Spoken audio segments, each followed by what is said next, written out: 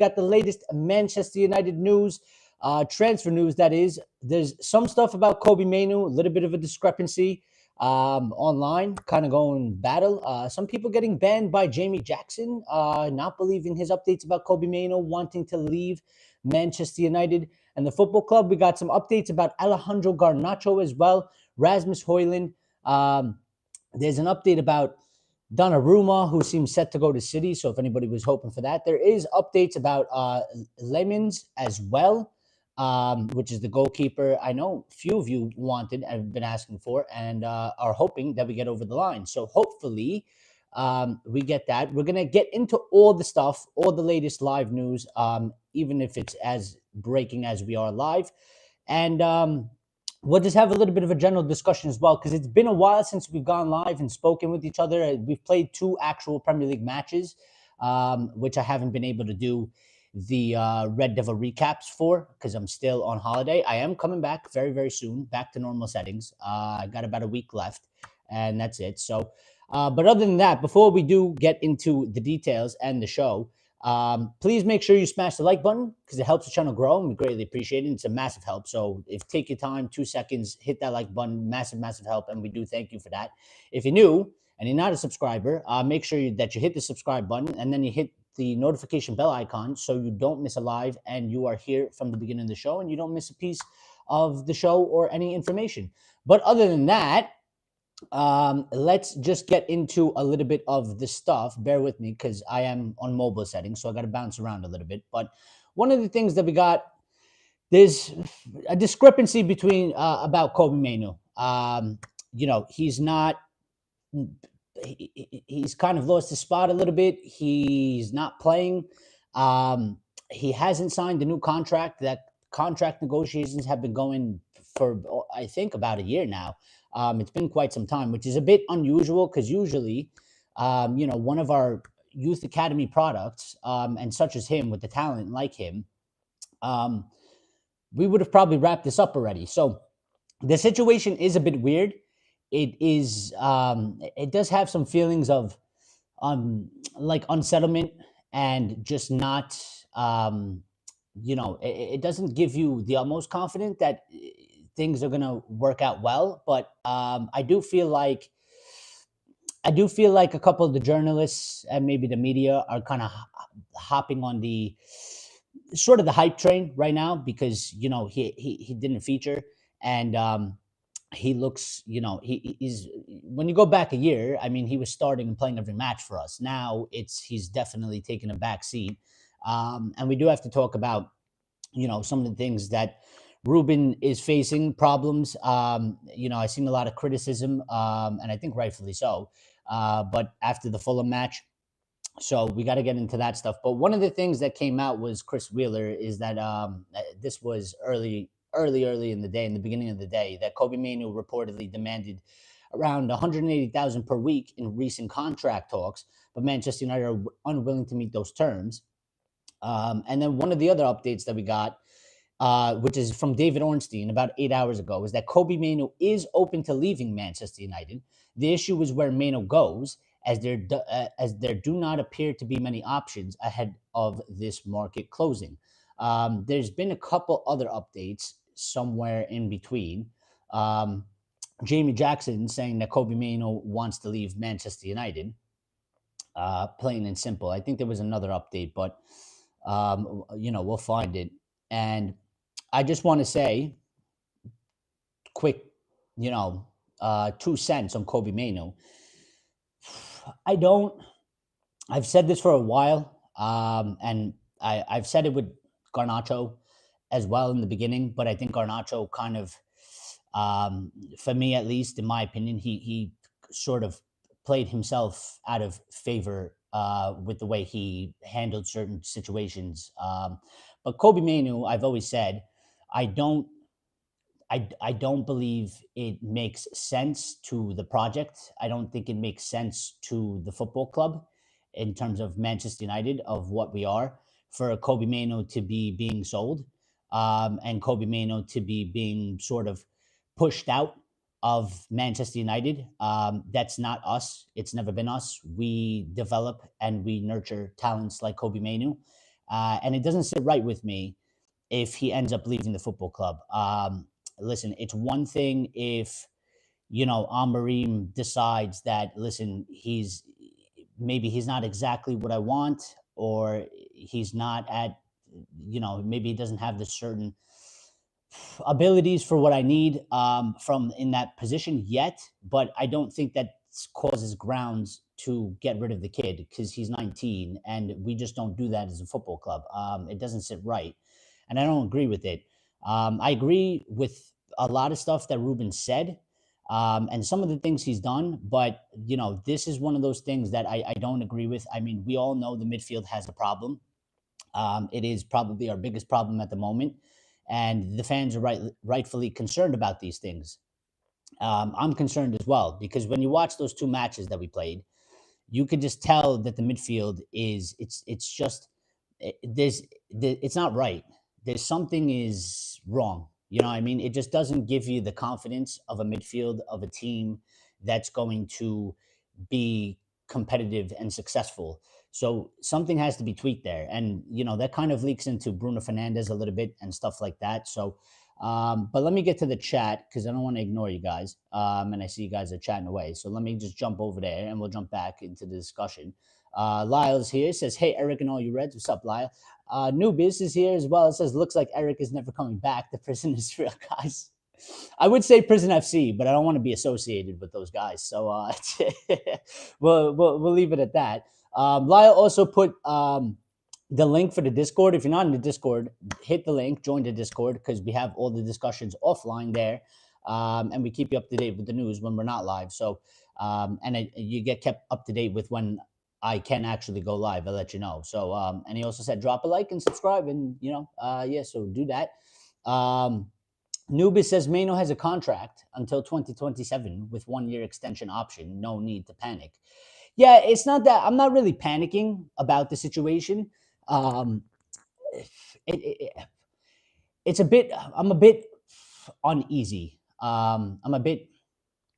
I'm not panicked. I feel a bit worried about it though because it's a strange situation. I mean, we've been trying to negotiate a contract with him for like about a year now, and the situation just seems to seems to keep getting weirder. Like, I at one point I was like, yeah, right, we're taking our time with it, and like you said, Nubis, he has a contract till 2027 with a year extension option. So in that sense, I wasn't too worried about it. I was like, there's no need to rush it. We could take our time. But now the optics are changing a little bit. And I feel like while he shouldn't leave, but I do feel like when you look at sort of the picture and what's going on, I feel like there is a little bit more ground now or a little bit more potential that he can leave. I don't think he's happy. He shouldn't be happy. I don't think any player is happy. I don't think that means just because he's not happy because he's not starting or getting minutes maybe he thinks he should at least at the very much get at this moment in time. I don't think it means that means that he's 100% like, I've made up my mind and I want to go. I don't think he wants to leave. I don't think he wants to leave Manchester United. I think he wants to stay. I just think he's probably not happy about the current situation. I would put it on Ruben a little bit because there's been critics and people saying that, like, he needs to play the youth or he needs to develop players and stuff like that. And I think Kobbie is a player that you would develop, and he is on the younger side. And again, it just makes sense for the total project of Manchester United. I mean, they keep talking about we're looking, Ruben's supposed to be this long-term manager. The project that we're doing is to win the Premier League in the next 3 years. I don't understand how Kobbie Mainoo doesn't necessarily fit into what they are telling us that they are trying to build. It just doesn't make sense how a player like that is not one that they're saying like, no, we need to keep, where there's a little bit of back and forth of iffy, wishy-washy type of things going on. So Lyle says Mainoo is a proper pro and United fan. He just needs a run of games to assure his future, but he is the future, and I'm sure he knows that. Well, I think he knows that, but I think at the same time, he's probably a little bit concerned about his future because sometimes, when there's not a lot of light, Lyle, maybe it's hard to kind of see the other end of it. But I do agree he's a proper pro, especially for his age. I've always given him credit for sort of the way he handles himself, his mentality. Um, and then the on the pitch stuff with the way he kind of just came on. He plays with the calmness. He plays um, with under pressure and stuff like that. And he played quite good for us. And he had that his breakout season was a very very um, big breakout season. I mean, playing for United all those games, being one of our best players, going to England, not being a starter, quickly becoming a starter, playing in the Euros and stuff like that. So. Um, yeah, I thought Mainoo already 20, but he might be. Um, he turned 20 in April. All right, I thought he was. I thought he was still like 19 or 18 or something like that. But fair enough. Kobbie says it's Mainoo versus Bruno for one spot, and when the last time Bruno gets subbed off, and that's sort of the problem and issue, Nubis, and we kind of got to get into that because that midfield. And I was thinking about this, and Boxes here says, "Yo, Eric, yo, Lyle," and says it's been 2 games. Mano needs to relax. Well, yeah, I get that, but it goes into a broader picture. I've been thinking about it because, while I haven't been talking to you guys and I haven't been active, I've been giving it some thought. I actually kind of like this period that I'm going through because I'm not, in a certain sense, I'm not too deep into how I usually am, how I've been in the past. So it's kind of giving me a perspective of I've kind of stepped outside of the box a little bit, instead of being drenched in, constant news and rumors and um, things like that. And I feel like it gives me a little bit of a fresher perspective. One of the things that obviously the midfield is a big discussion. It's the biggest topic probably that we have in the United fan base right now. Um, and rightfully so, because I mean, we know it's not good enough. We need somebody else there. But I was thinking about it, and it was just like the mess that was created. And in past videos, I did say that we do have a lot of options at 10, and Grace has brought up the point as well at one point, like, why go for 2 10s and do all this stuff? But there was a potential for it to be a good problem if you can manage it and handle it the right way. But at the current moment, there seems to be a lot of confusion. There seems to be a lot of, um, like, it's just not, it doesn't seem set up well. It doesn't seem set up properly. I don't like the fact that we got Bruno and Casemiro playing next to each other, right? In the midfield, I don't like that midfield. I don't think it's a good midfield. I would prefer, and people will probably say it won't work, and it won't be good enough. But I would prefer to see Bruno next to Kobbie. But I don't like that whole midfield setup, and it's a bit of a problem because I mean, listen, there was an opportunity at one point where we could have sold Bruno. Now I know Box is against this, um, and I like Bruno Fernandes, and I don't hate Bruno, and I'm not shitting on Bruno. He's not a bad player, but I'm just saying, from the optics of if we're gonna get that many tens, it just I don't know. Like for me, I feel like Bruno doesn't work as the 8 in that position, and he's probably a 10. But we have too many tens. So what do we do? He's the captain, like Nubis has brought up. I mean, Amarim said that Kobbie is fighting for one spot with Bruno Fernandes. I mean, when I heard that and when I read that, um, my initial thought was, well, he's not really fighting then.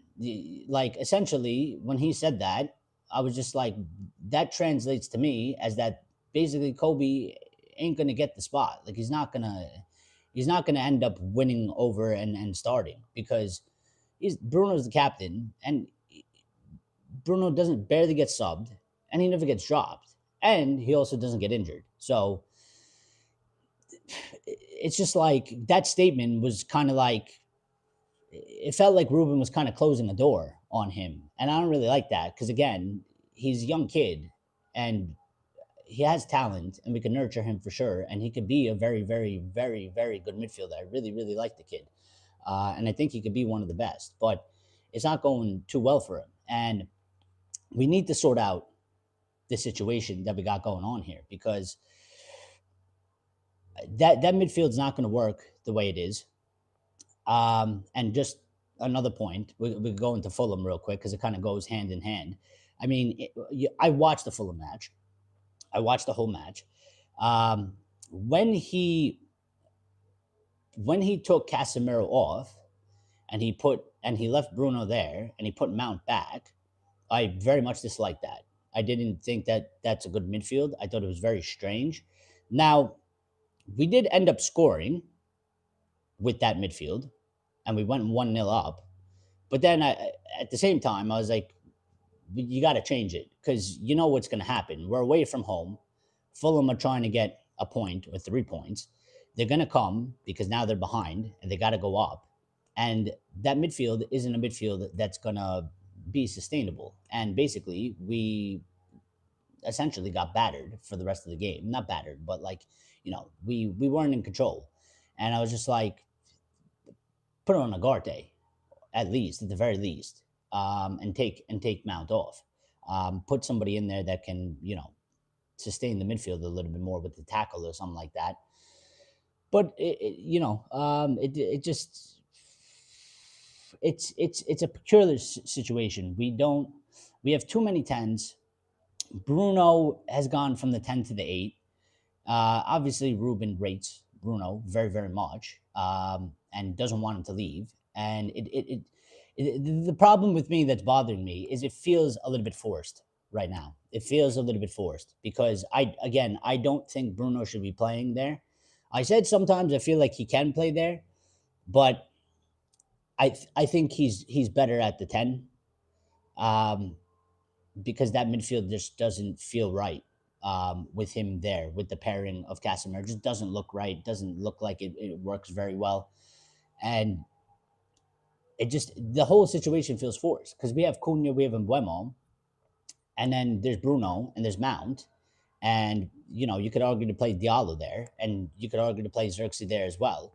It's just like, how are you going to fit all these people in? And I think it's going to be a problem because somebody is going to have to lose big. And right now, the way the setup is, Kobbie Mainoo is the one that's losing sort of big, in this situation. So, Bach says, oh, wait. Lyle says, Amorim needs to create a competition for that spot. It will benefit both players. He shouldn't be afraid to sub or bench Bruno if needed.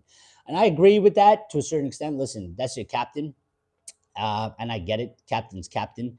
And when you make the guy the captain, it's because you expect him to play every match, on top of, his abilities and leadership, abilities and stuff like that. But it comes to a certain point, where, and I've seen some people say this, it's a little bit like deja vu to a little bit of like Ten Hag, where the stubbornness creeps in. There has to be a certain level or a line where you got to be fair. Like if Bruno keeps playing the way Bruno's played in like the last 2 matches, and he's doing it consistently, at some point you got to say, listen, you're the captain, but you ain't cutting it, and he's got to get dropped or he's got to get subbed at some point. I think it's a mistake if he doesn't do that, because I don't agree with that from any manager. I don't think it's a good showing for the dynamic of the team. I don't think it works well. I think you can give him lots of benefits of the doubt, more so. He's been our best player post Fergie, our best signing, and he's our captain. But at some point, like, when it gets to the end, and you're like, like Ten Hag with Rashford. Rashford had so many chances, and he wasn't doing it, but he kept playing him, and it was just like, when are you going to just drop him? Because he's not doing it for you. Give somebody else a chance. If it gets to that situation, I think it'd be a big mistake, and I think it'd be a similar mistake to like Ten Hag if he doesn't do something like that. Bach says Mainoo is another 10. If we're honest, he's not a centre mid. Well, he can very well be, but I think again, I've always kind of said like Mano is a bit of a, to me, still a bit of a blank canvas, in a certain sense, because he has good all around abilities. He might be stronger in one position more than the other, but his position is not set in stone. And according to the words of our manager doesn't view him in that way. Box. I mean, he's kind of gone a little bit back and forth because he tried to play Mano at 10 at one point, and he said that he thinks he can play him there. And now, based off of his last comments, I mean, Ruben said that he's fighting for Bruno's spot, and Bruno's playing in central midfield. So it's kind of been like a little bit of a flip flop. And honestly, I'll say I don't think he actually knows what to do with the kid. Well, I think him and the coaching staff don't know what to do with the kid. I don't think they have like a proper set plan for him. I think they are struggling to find a solution to what to do with this kid, because you can't go from like he was playing center mid, we tried him at 10, you come out in a bunch of press conferences and you say he can play in those spaces, he plays in tight spaces, he does good, and then you start the next season and now all of a sudden he's back to being a center mid and he's fighting only Bruno for that spot. um, and those adjustments maybe came because we signed two tens and we have a bunch of other options as well as tens. But yeah, I mean, it's definitely a conundrum for sure. Grace says Grace for manager. Well, we might need you, Grace, because I mean, if things don't go well, we're gonna need a new manager. So make sure you're available.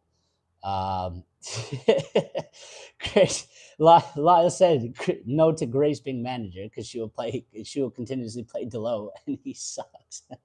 Well, yeah, Delo getting a lot of hate. I saw a meme.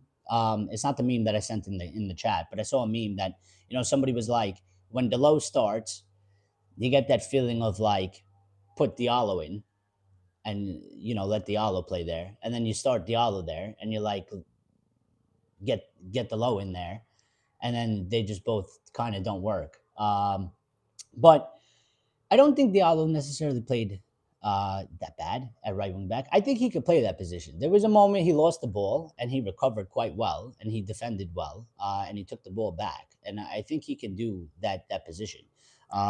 There's a lot of people that are not happy with Diallo playing right wing back. They want to see him in the 10. They prefer him in the 10.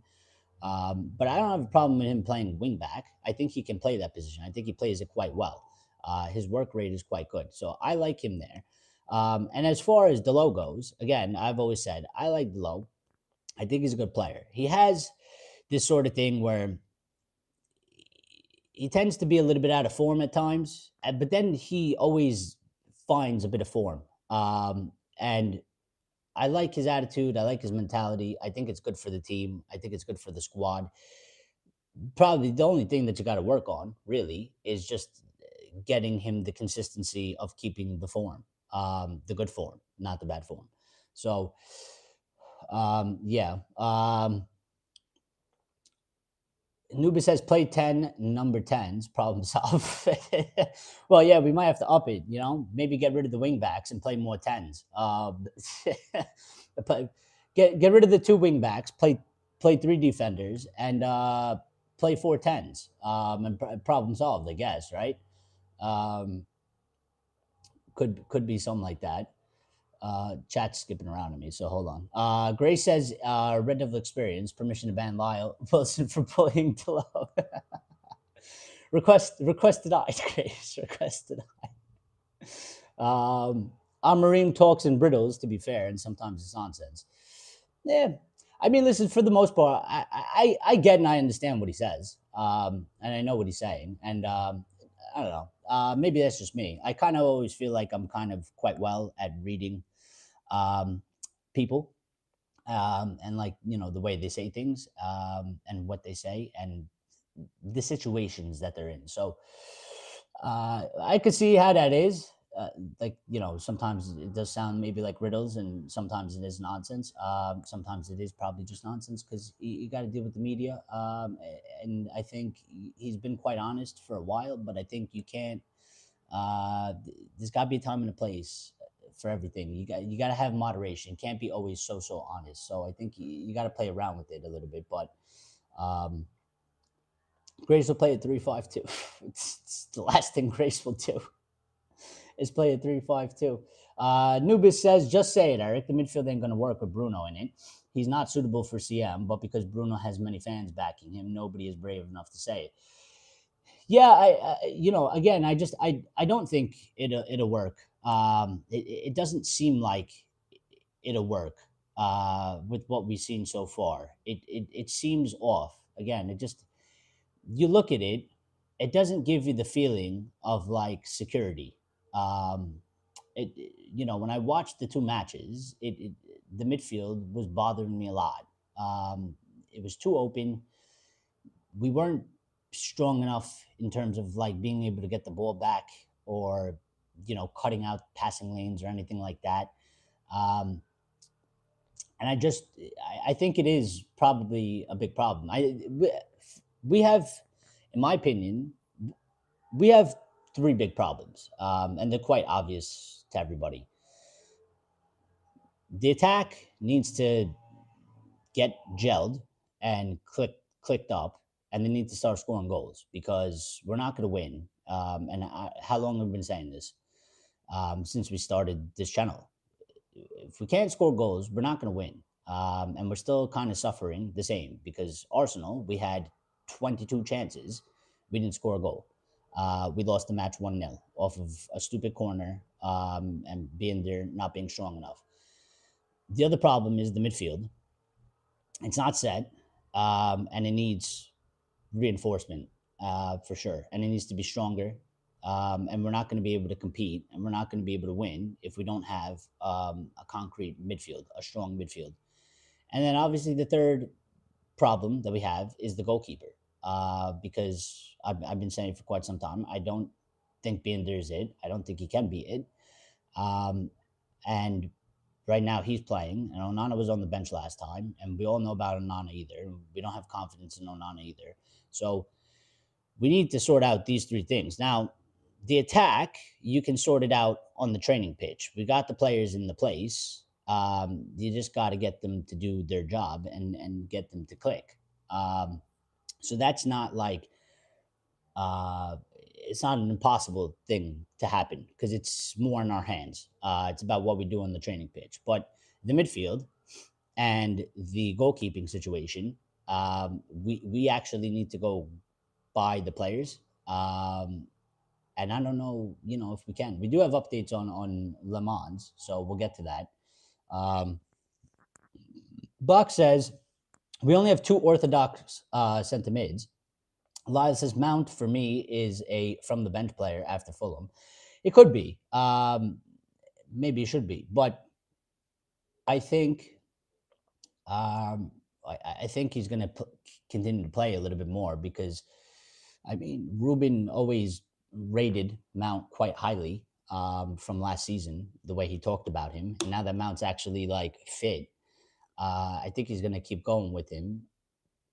And I would say probably up to a certain point because, I mean, if he keeps playing the way he does and like how he did, I don't think he's going to hold that spot for so long. So we will, we'll see what happens in that situation. Unfortunately, Nuba says, unfortunately, for as long Amorim is the coach, Bruno won't be sold. Yeah, could be. Again, I probably agree with that because I think at this point, it would take for basically the manager to be like, to sort of push Bruno out a little bit for Bruno to kind of accept to go. Because remember, when we went through that whole saga, there's three parts to it. There's the football club, there's Bruno, and then there's the manager. And the club didn't really want to. They weren't really looking to do it, but when they had the offer on the table, again, they've been open to kind of getting rid of anybody. So they were a little bit open to it. It wasn't something that they looked for, but it came to their door. But Ruben was very against it. And then you need Bruno to agree to it as well. And I don't think Bruno will agree to it so long as Amarim is there, and Amarim basically is telling him every day that you are essentially my most important player, and you're going nowhere because I want you to stay here, and you know. So I think it's I don't think it's a long shot, Nubis, as long as Amarim is here, because he wants him and he wants to use him. And listen, that's his call at the end of the day. Um, I've always said this thing, whether you agree with it or not, and I feel like a lot of people sometimes they get very overwhelmed, and they get very angry because they disagree with stuff with the manager. I have my opinions, um, like anybody else has, but I kind of always just feel like, listen, I might not necessarily agree with that, but you're the manager, and it's your decision. You got to live or die with that. You got to go down with the ship. If it fails with what he's decided to do, it's on him, and he's got to own that. I think he will own it, but I'm just saying, like, at a certain point, I'm just like, listen, I don't think it's correct, but he's going to do what he's going to do that he feels like he needs to do and he thinks is the right decision. And hopefully, I hope, if I disagree with it, I hope I'm wrong and he's right because I want it to succeed. But ultimately, if it fails, there's nothing really more to say other than that he made the wrong choice. It was the wrong decision. It didn't work out, and you got to suffer the consequences from that after. So, um, Box says long term Bruno plus Mainoo won't be starters at United, in my opinion. Well, I mean, Bruno, he's getting older, so how long can he continue? I mean, but Mainoo, I feel like Mainoo he can be one, but it depends on how his career, unfolds and develops. Because right now it seems to have taken a bit of a pause. If you go back, not last season, but the season before, there was a lot of high hopes for him. I mean, he scored some big goals for us. But even when he came into the team, he was exciting. He looked really good. There was a lot of high hopes from a lot of people, and now it seems like it's going in the other direction. So, with him being 20, anything can kind of sort of happen from now till then. So we got to kind of see. I think he can, but I think the circumstances have to be good for him. He needs playing time. He needs confidence. He needs to be developed properly and correctly, um, for that to happen. I think he can be a starter. But Gray says we didn't need any tens. Use Mainu Mount, Bruno, and Xerxes and Ahmad there. Yeah, well, that's the thing, Grace. Like, I would personally, like when you list those players, I would take Cunha and I would take Mbuemo basically over basically all of them. I would have the three of or four of Mainu, Bruno, Cunha, and Mbuemo, um, which would push Xerxes out and Mount out, and Ahmad. I would utilize Ahmad as a right wing back, um, but yeah, I mean, it's when you put it that way, it just again that's why it sounds it's weird. It's weird in the way they've sort of gone about it because if you're gonna go get the two tens like we did, where was the plan for the rest of these guys that you say that we could use them at 10? Like they've stayed at the football club essentially. We're playing less matches. We're not in Europe, so it's a bit of a strange thing. Like I don't really necessarily understand the idea about that whole situation. Like, what was the sort of planning, or what was the sort of understanding, and when they were like, "We're gonna go and get Cunha and Mbeumo," and then it was like, but what was the discussion after? Like, how are you going to handle the situation of having all these guys for that position playing less matches in this season? So, Gray says didn't Scamarim say Mino is better higher up, but that's what I was saying before. So like, it's a you know it's a bit weird. The situation is definitely weird. Now I will say though, grace. And to the rest of you, if you haven't noticed by now, while Amarim is truthful, he's been truthful. Sometimes he's been very direct. There are instances um, where he will. I don't want to say lie because I think lying is like purposely um, for like an evil reason. You know what I mean? And I don't think it's an evil reason. I think it's something that he's got to do, and I think it's also something that I sort of agree with. You might have a player there that you don't necessarily want, or maybe you don't necessarily believe in. It's actually similar to Rasmus, and it's the same as Garnacho. And I said the whole time, especially towards the end of the season, last season, I said about Garnacho. He gave Garnacho an opportunity. I think if we were able to get more replacements in January after losing Rashford and Anthony, he was essentially stuck with Garnacho. And then Xerxes was injured, so he had less options. So I always said, I don't think Garnacho would have got all that game time and he would have played all those minutes that he played. But in that moment, he had to use that player. And he had to try and keep Garnacho basically on his side, even though he didn't really want to use him. And a similar thing has just happened with Rasmus because he's come out, he said a bunch of things about Rasmus, backing him and stuff like that. As soon as we got Sesko, Rasmus out of the team, out of the door, bye bye, and you're done. So there's certain situations. Now, I sort of agree with that because I think as a manager, from the manager position alone, and not from a fan perspective or anything like that, I think it would be quite stupid if you have to rely on a player and you've basically thrown the player under the bus in the media and to the public.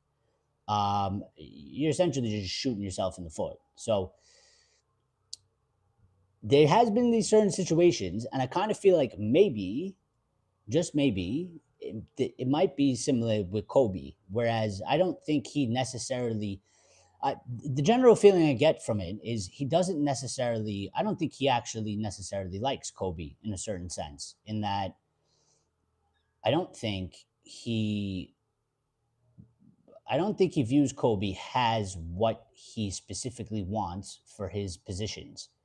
But I think he understands that it's sort of a problem because he's an academy player, he's young, and the fans like him. And it's very un Manchester United to get rid of a 19, 20-year-old kid, especially one that has this potential and is backed. So I think personally for him, he's in a bit of a place where he's like, I can't really use this kid because I just don't think he has what I personally am looking for my team. But at the same time, I can't necessarily get rid of him or push him out because it's not a good look and it's going to go against me. He's going to lose the fans, and he understands that. He needs the support of the fans. Ruben has talked a lot about support from the fans and being together and suffering together. So he understands that aspect. And I think he's trying to do a little bit of juggling all around. So um, unless we play three in the central, yeah, the thing is, I just don't see him doing that. I don't think he's going to do that. I know there's a lot of fans out there that keep saying, change the formation and do this and do that, and people doing squad builders with 4-3-3s, and that's all fine and good. But again, at the end of the day, you got to understand the guy that's in charge. He's not going to do it. He's not going to do it. So, I mean, you could say he's not going to do it, so let him fail. And like I said before, that's on him. It's his decision, and if it works, it works, and if it doesn't, he's got to live with it. He's got to go down with the ship. um I just hope that he gets it right with what he's doing. Not many people would be like, well, it's not right, he's getting it wrong, so he's going to fail. Well, then, albeit. But at the end of the day, at least we let him do what he felt like he needed to do as a manager. And if it doesn't work, it doesn't work. Nubis Kuba says, in reality, United need at least three new center mids this summer, but nobody is willing to buy Casemiro, Ugarte, and Almarim insisted on keeping Bruno. Sell all three, get Balaba, Stiller, and Hackney. Problem solved. Bach says the wingbacks we have are not great, to be honest. Delo, Maz, Ahmad, Dorgu, Leon, etc. Yeah, I mean they're not. Listen, they're not like I wouldn't say any of them are world class. In sort of that position. I think Dorgu, again, he can become good. Leon, we got to wait and see. I like Maz, but I like Maz better as a center back and not a wing back. I want to see Maz there. By the way, um, maybe I just wasn't paying attention, but what's up with Maz? Um, he didn't play, did he? I don't remember him. I don't think he was on the bench. Is he injured? Did I miss that? Um, I can't remember. I can't remember Maz at all. Ahmad wishes he was half the players below, says Grace. Nubis, a wingback who can't cross the ball. The only good thing about Delo is that he seems to be indestructible, never injured. Well, but again, like the thing is like about Delo, like I think he can play wingback, but he has this thing where he goes out of form. But when he's in form, he does cross the ball quite well. He takes some decent shots on goal. It's not always. I think the problem with him is just consistency. If we can keep him at a high level for a long time, um, I think he'll get a ton of praise. I think his problem is he does good, and he goes out of form. Right now, he's not in form. He's not playing that well. And against Fulham, it wasn't good at all. So when he came on, um, have you ever seen Ahmad put in a cross? Ahmad is a little man's Anthony. Well, listen, it's not really about the specific players with the crossing. It's a team thing. We have a problem as a team, as a whole, because I think why I could probably we could probably say that same thing, Grace. We could probably say it about basically every player. Even Dorgu. Dorgu does well to get in forward positions. He can dribble well. His passing is not great. His crossing isn't great either.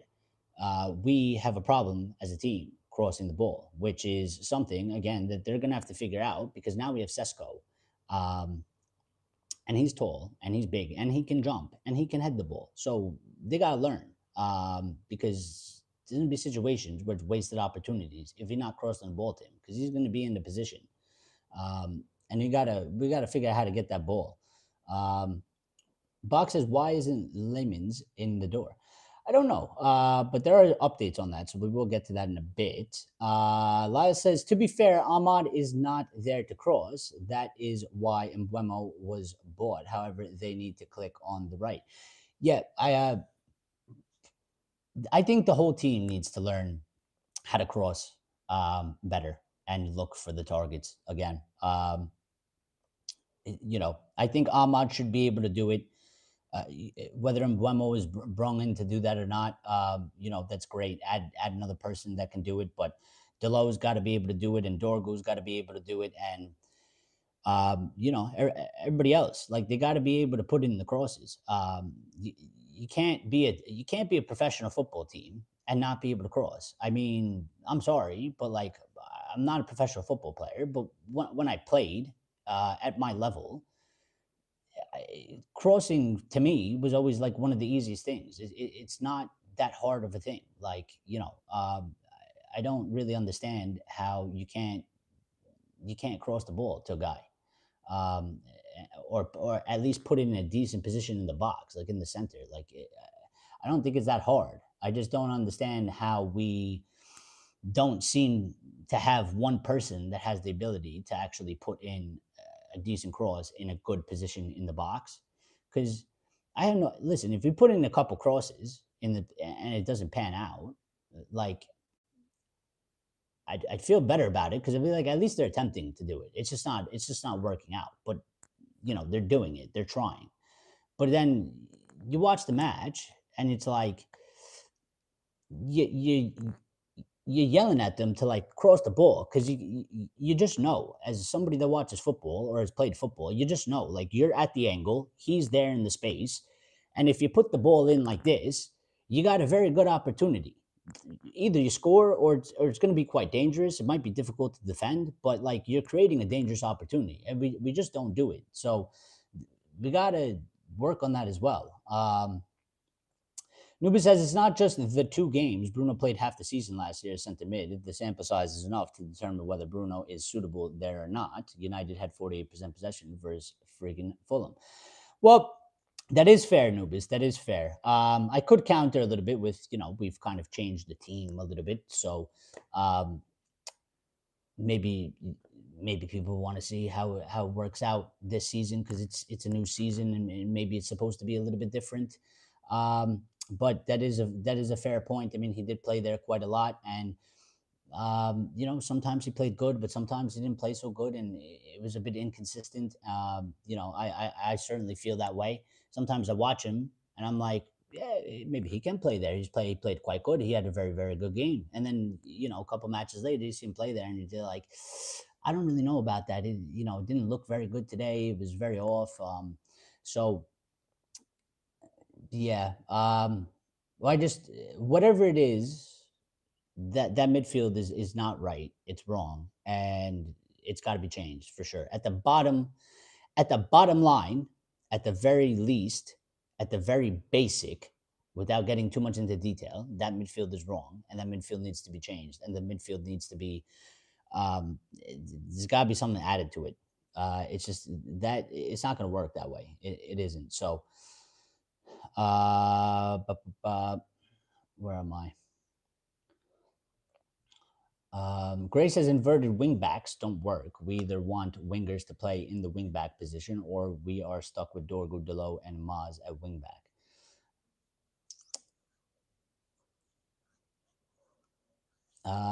Box says Mainoo in the midfield three, in my opinion, not a two.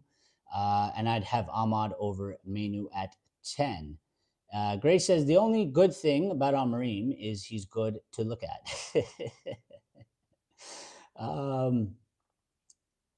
Fox says so is Ten Hag, and look what happened. Gray says if we keep sacking managers and we are not going to build something, then we do not need to spend 200 million every summer. Work with what you got. Now, I kind of I get what you're saying, but I disagree with it a little bit, Grace, because I will say this. I will say, and I've always said, and I keep saying this, whatever we're building right now, yes, it has to kind of go with Ruben, but also you kind of got to build it in a way where it lives without Ruben. It's the only way the club can survive because if you do it just towards the manager, we're not a football club. We are basically manager FC.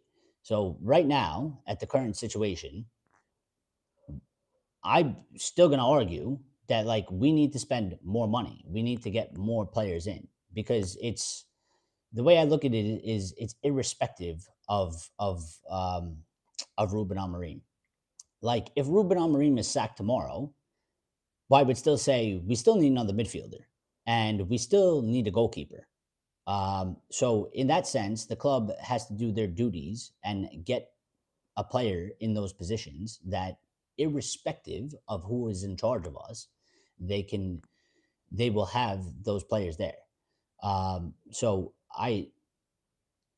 again, the way I view it, and maybe the way the club's going about it might be different, but I would say that in terms of if you're building a football club like a project, you have to get you have to have those players there, regardless of the manager. So, you know, like Baleba, for example, I think if he's that good of a player, and let's just say he is, then it doesn't matter if Ruben's there or some other guy is there.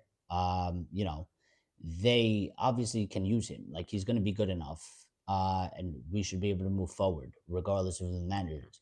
And I agree. I don't want to keep sacking managers. I don't think it's necessarily very good for us, and it hasn't worked. we're still in the same cycle. So we got to try and break that. But I mean, at the same time, the managers, they got to help themselves. So, and they got to get results. So you can only do so much. They've backed him in this window. It's now is the time for him.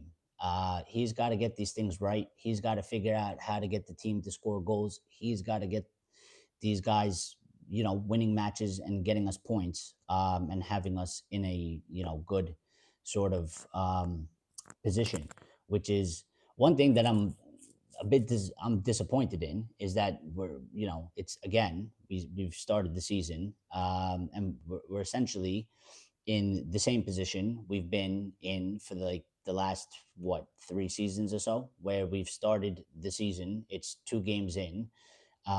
We have where we have 1 point, um, out of 6, and the Arsenal match pissed me off because it was one of those things again that I complained about a lot last year, where it's like we couldn't score and we suffered a shit dumb goal. That goal was crap to give away, and it bit us in the ass because it played into Arsenal's hands. They're away from home. They've gotten a cheap goal, and now they can be a little bit more closed. And it played into their hands. And we can't be doing that because we're already playing from behind. We're already playing catch up.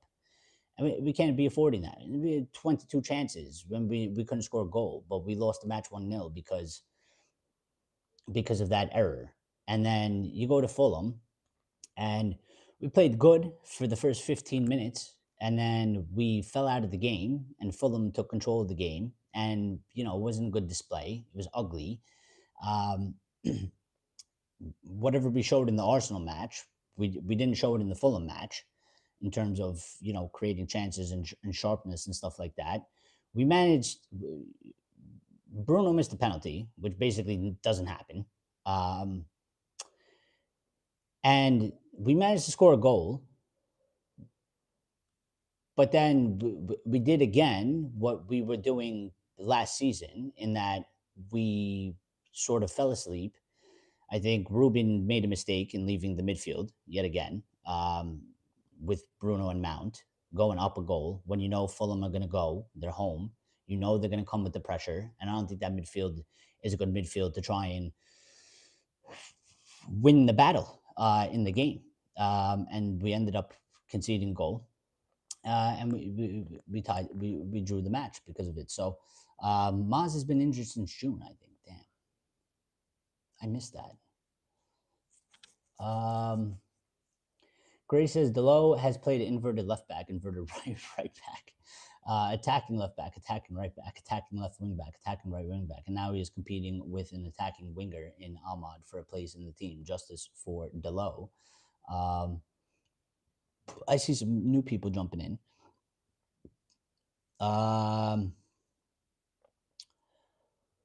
Where am I? Axe is here. Axe.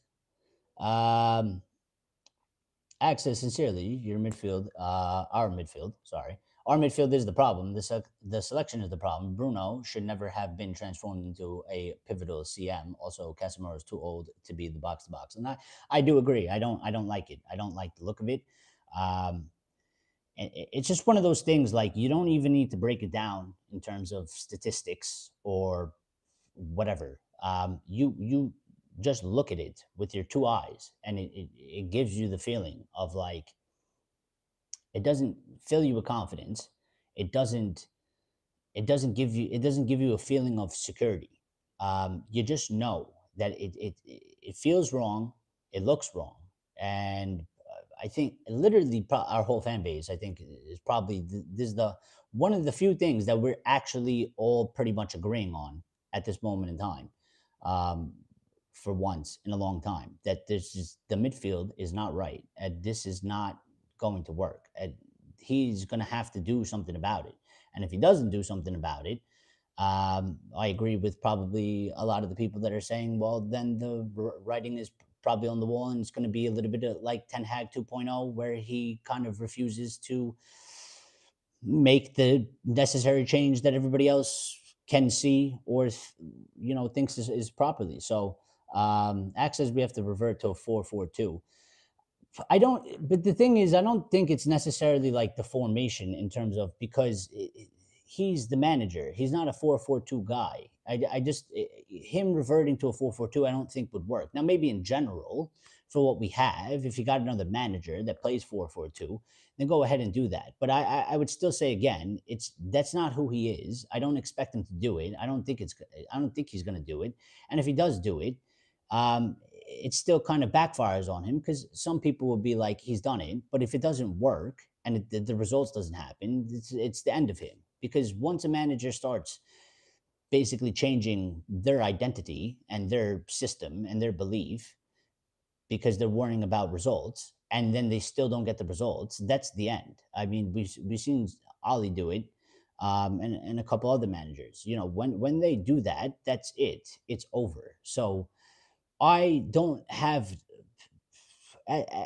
from a, I guess, a moral, I don't know if it's a moral standpoint, whatever it is, I don't have a problem with him necessarily sticking to his guns. I respect it to a certain extent. I think he's willing to die on that hill with what he believes in. But like I said before, whatever happens out of that, then that's on him. He's got to own that. So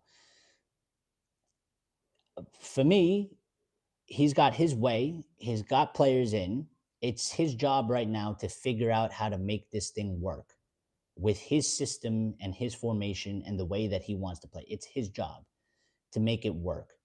If he can't figure it out, well, then he's failed, and that's it, and that's the end of the story. So I just, I'm gonna let it play out and see what happens. Either he's gonna get it right and he's going to get it to work, or it's not going to work and he's going to fail, and it's going to be a time for a different story after that. So Grace says Eric Ten Hag is just skinnier Humpty Dumpty, but man still fell off the wall and couldn't get back up.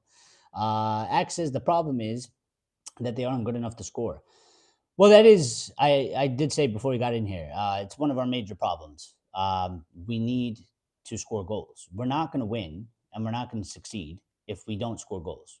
You can't win these matches. We played 2 matches. We've scored 1 goal. Again, Arsenal, we had some 22 chances or something like that. We should have been putting the ball into the back of the net. And he's going to have to figure out how to make it click because he's not going to get the points and we're not going to win the matches if he can't get the attack to put the ball into the back of the net, including other players from the team, not just the front 3, but the team as a whole has to kind of click, gel, and score goals. The other day when Arsenal played Leeds, Jurgen Timber scored 2 goals. He's a defender for them, but he scored 2 goals. So you need all your players to be able to kind of do things. Like, obviously, Jurgen Timber is not going to be scoring every match, but in context of a match, it can help you out. Like, maybe one match, Sesko's struggling, and Dorgu and, Diallo or Delo from the wing back, they score a goal each. We get 3 points and we win the match from that. So we've had a problem scoring goals for like 3 seasons now, and it's been 2 different managers. And that needs to get sorted out because we're not going to go anywhere if we don't sort that out. Andero's here as well. What's up, Andero? Says, hi, all. This was never going to be a quick fix. I agree with that. I wouldn't panic right now. 10 games in, then I would start to. Bruno needs to be taken out of the side, not disciplined enough to play as an 8. Yeah, I think that's a bit. That's probably the biggest problem is that I've always said his discipline in terms of he tends to lose his head. I've seen some people say, it's the captaincy.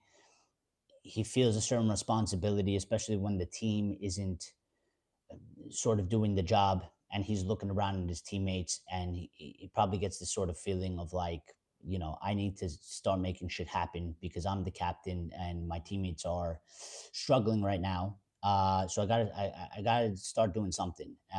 When he does that, I think he actually hurts us more than he's helping, because then he starts going out of position. He starts doing.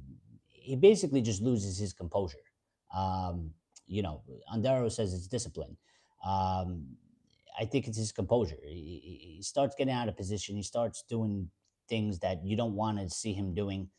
Um, so it's and especially if you're in the eight in that position, you can't definitely not be doing that, because you need to be disciplined, or you need to be composed in that position at all times, because there's only two of you, and the other guy next to you, not for nothing, but Uncle Cass. I mean, he is old, and he doesn't necessarily have the legs in the prem to compete at all times. So if you have an older player like Cass, and you got an undisciplined, or a loss of composure Bruno Fernandes, and he's running around and he's going out of position, and he's doing things that are, not working, losing the ball and giving the ball away. All you got is Cass left. A Cass ain't gonna. He can't do the job by himself. We've seen it many times ever since he even came here. I mean, how many times has the fan base complained about the fact that, like, it's just Cass. It's just Cass in the midfield. It's just Cass. And how is he going to do, the job one man by himself? And it's only getting worse because he's only getting older. So he's only going to continue to lose speed. Um, in that sense. Niche fan says Mina wants out. God, good. No one player is bigger than the club. Let's sell him and bring in someone Amorim wants. Well, it's a question, because I don't necessarily buy that he wants out, but there's been reports, sort of a discrepancy.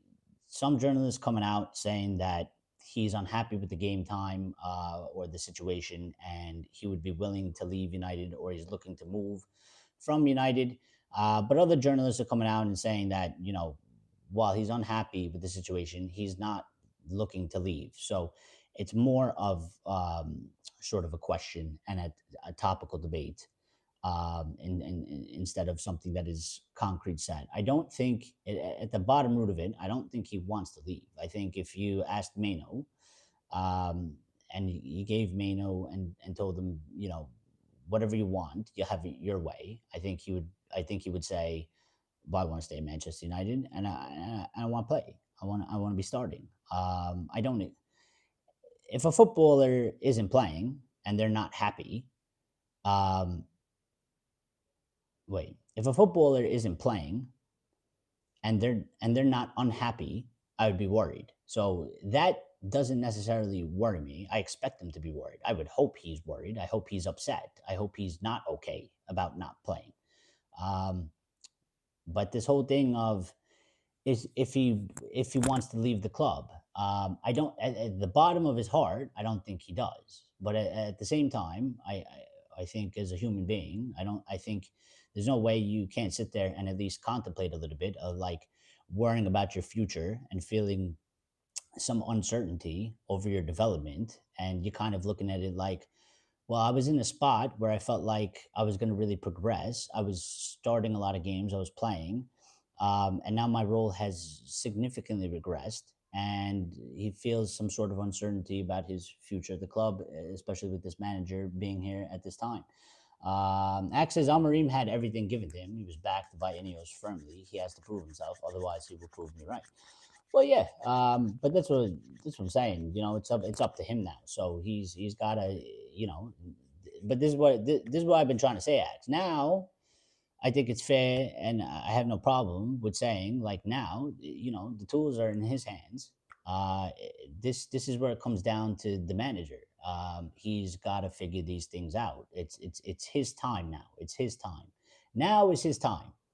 Now is his time to prove his worth. Now is his time where, you know the work comes in on him, because, well, I think Ineos did well to do and get the players that he clearly needed, and that had to be done, because we said it doesn't make sense to get that sort of manager and then not get him players.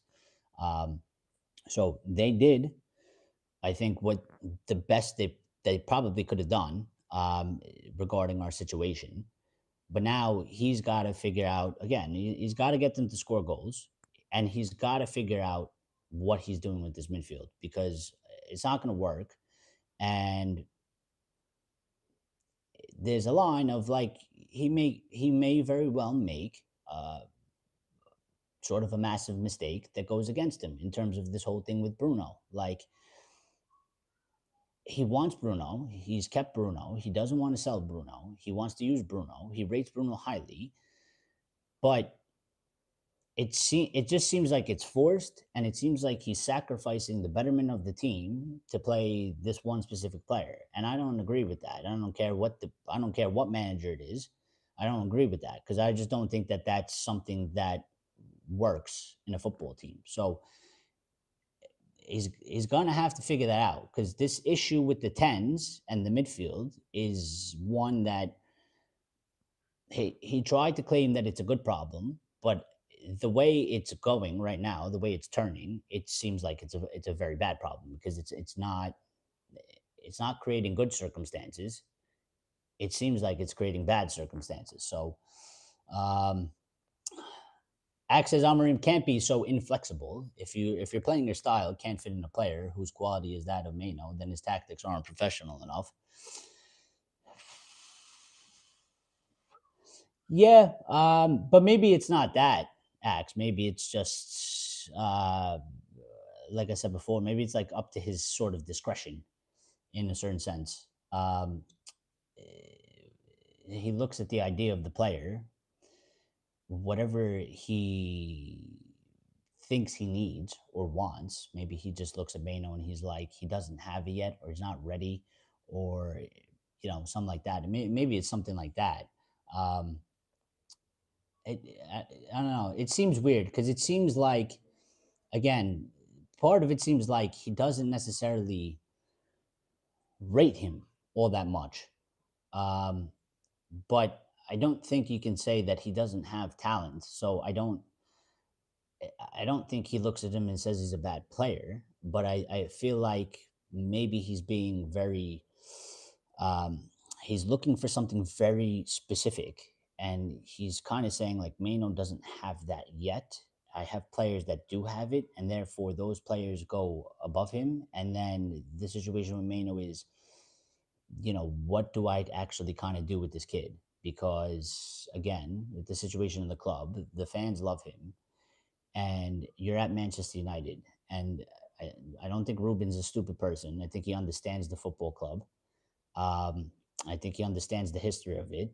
And when that happens, you understand as the manager in that moment in time, Kobbie, the way he holds himself up and has conducted himself. He is a professional. He's a young guy, and you don't go to Manchester United and force a kid like that out of the team just because you don't know what to do with him. Um, we've never done that. We've always developed them. We've always found out sort of a way to get them, to build on their career and their abilities. And then at some point, if it's not at that time, they do end up coming into a starting position or a stronger position later down the line. The problem right now is it just seems like the roadmap for Kobbie, it just doesn't seem like there's a direct one. It seems like it's kind of all up in the air. Like they don't actually know the pathway forward for the kid. Um,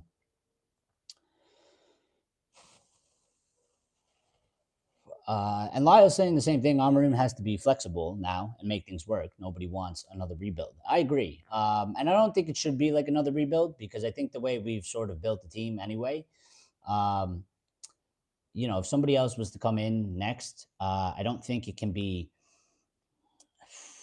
I don't think it could be too massively like it'll be different, but I don't think it could be. It can't be like we can't do again what we just did with him. Like you know, this is their guy. They went with their idea, and this is their new direction. I'm trusting the hierarchy that if it doesn't work out with Ruben, there has to be some sort of a understanding or plan of like the direction of like the next manager, because you're not there's no way you're gonna do the change did, like we all said, that it was like he plays a totally different style to what the current squad was. We've now made that change. We've built the squad a little bit more towards him, right?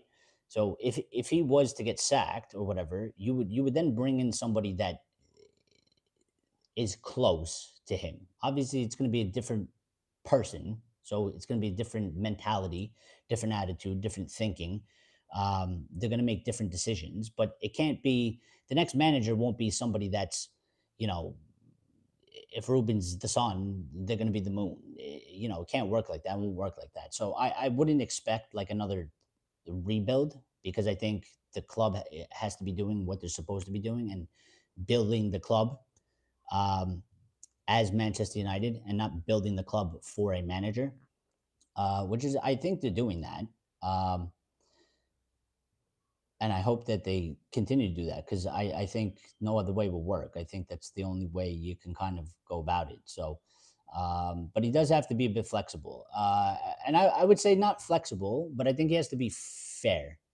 Um, he has to be fair. He has to be fair in terms of just, if you're doing something and it doesn't work, like this thing with Bruno or whatever, he's got to be fair, like to himself, but then he's got to be fair to the players as well, because you can't just like keep forcing some shit that's not working just because you deem it's the best thing. At some point, and I guess, that means being a bit flexible. You gotta say like, all right, well, I tried this. I thought this was the way. It's clearly not working, and we need to do something else. I feel like he's got that in him. Um, I do, or at least I hope that he does do that if this situation continues. We're 2 matches in. Let's see what happens. I'm a little bit with on Darrow here. I've kind of been saying, we have a tough start, like tough opening to the season. Um, I want to see where we are probably after 10 matches. I think after 10 matches, everybody will know exactly, you know, how we are, what's the rest of the season going to look like, and stuff like that. So, um, let's see, let's see. Maybe we'll turn it, maybe to go more positively in the next couple fixtures. Andero says it's a mixture of not having the right quality of players and Ruben not adapting to changing his way isn't working. We are in the middle of changing the guard, and that takes time to do that. Well, that 100%. I mean, listen, we're not going to fix every problem we have overnight. We're not going to be a well-oiled machine, um, in this short amount of time. But we do need to show improvement, and we do need to start getting better results, and stuff like that. I've always said at the basic level, you got to give us something. You got to give us something. There's got to be something there where we see we're like, okay, we are improving, or we have improved in these areas. These other areas we're still lacking, and we need to continue to work on this. But you gotta give us something. You gotta give the fans something. You gotta give the public something. So we're not going to be perfect. There's no way. It was never going to happen. But um, we got to be better than this. We got to be better than this. We can't be like this. Um, I'm not happy about the 1 point out of 6 in 2 matches. I know it's 2 matches and it could turn around, but I said sort of the same thing for Ten Hag. Um, I wanted a strong start. Um, and we started, and we didn't look ready, and we I think we look better than what Ten Hag started with last season, but we I would want more. I don't think we're clearly not strong enough because of the results that we just got. So, Niche fan says Lyle couldn't disagree more. He has to stick to his philosophy and shape, no deviation. The players need to grow up. No, I think it's a bit both, Niche. I'll say. Listen, you can't be. I don't like. In terms of flexibility for Ruben, again, like I said, like, I don't expect him to be like, let's go play a 4-4-2 now. And I don't expect him to start changing a crazy amount of things, but there's certain things within his system. He's got to be a bit flexible about it. Like the midfield. It's, if it doesn't work, this Bruno thing, and he's going to keep trying it for the next, however many games, because it's the start of the season. He's going to keep going with it. But after a certain point, if it's not working, he's got to change it. If he doesn't change it, I mean, again, it's on him. So, um, and the players also have the responsibility as well, because they gotta step up to the plate a bit as well. They're on the pitch, they play. So, but this is football. It's a team. It's a team effort. It's a team thing. It's the manager and the players. It's everybody together. Everybody's got to do their job, and they got to be on par with each other. They got to be performing. Everybody's got to be doing what's expected. The players got to be doing their thing on the pitch. The manager's got to be doing his thing on the sideline and in the training ground, and prepping the players as good as possible so that they can go out and succeed. So, um, Niche fan says, Ineos are sticking with Amarim. This is a 3-year project, complete culture change, open heart surgery aids happening right now, just like Rannick said was needed. Now, I do feel a little bit like that is maybe a possibility. I don't know though, because it's football and they can tell you that, but it depends, I guess, how bad the results go. Because I don't know, if we hit Christmas and we're in 10th, I don't know how much they're going to stick with him. Uh, I think it makes it very hard for Ineos to try and argue to anybody that this is a 3-year project, and we finished the season in 8th and we're sticking with him. I think it's a very hard thing to do. Now they might do it because again, Ineos are a bit strange at times. And they do make decisions that aren't very, or sometimes they make decisions that aren't so popular with the fan base. So I could see a situation arise where it's not going very well, and maybe a majority of the fan base basically says, "Nah, we've seen enough. It ain't gonna work," and Ruben's got to go. And then I could also see at that moment, basically Ineos kind of, it's a bit of a harsh picture, but essentially giving us the middle finger and be like, nah, like you guys want him out. You could be on Marine out all you want, but we're keeping him here. And we're gonna keep going. And that might be very divisive. It might not be good for the football club. So I could see that happening. I could. Maybe that's just my imagination. Maybe that's just my head. Um, but I feel like that could happen. The Ineos sort of gives me that vibes of, if that's what they've decided and that's what they believe in, and it's sort of set in stone for them. Um, I feel like that there is a slight possibility that there could be a situation where like the fans are very very displeased with Ruben and he's basically lost the support of the majority, and Ineos just basically like, nah, no, we're not sacking him. And, I don't know what, a lot of anger would come out of that protest and stuff like that. So I don't know how they're going to handle that whole situation. Maybe that doesn't even happen because maybe we actually have a good season. People are all right. So we got to see. Axe says, we have been carried on by Delit and Euro. There is too much space between the center mids and the defenders. If Euro and Delit start making mistakes, we're done. Yeah, I agree. Again, the midfield is a huge issue. It's a problem. There is too much space. It's just not one that fills you with confidence in that it's going to do the job. Like my midfield, I want it to be the midfield. I want it to be savage. I want it to be like a beast, like a machine. Like I want it to be like something like when you enter into that space, you have a hard time doing what you want to do. You have a hard time making passes. You have a hard time finding somebody open. You have a hard time getting to our box. You get crunched, you get tackled. Like I want the midfield to be sort of like a Bermuda Triangle in a certain sense, was like when the opposition gets into that position, they are lost. And I want them to be struggling. I want them to be frustrated with like how the fuck do we get past this?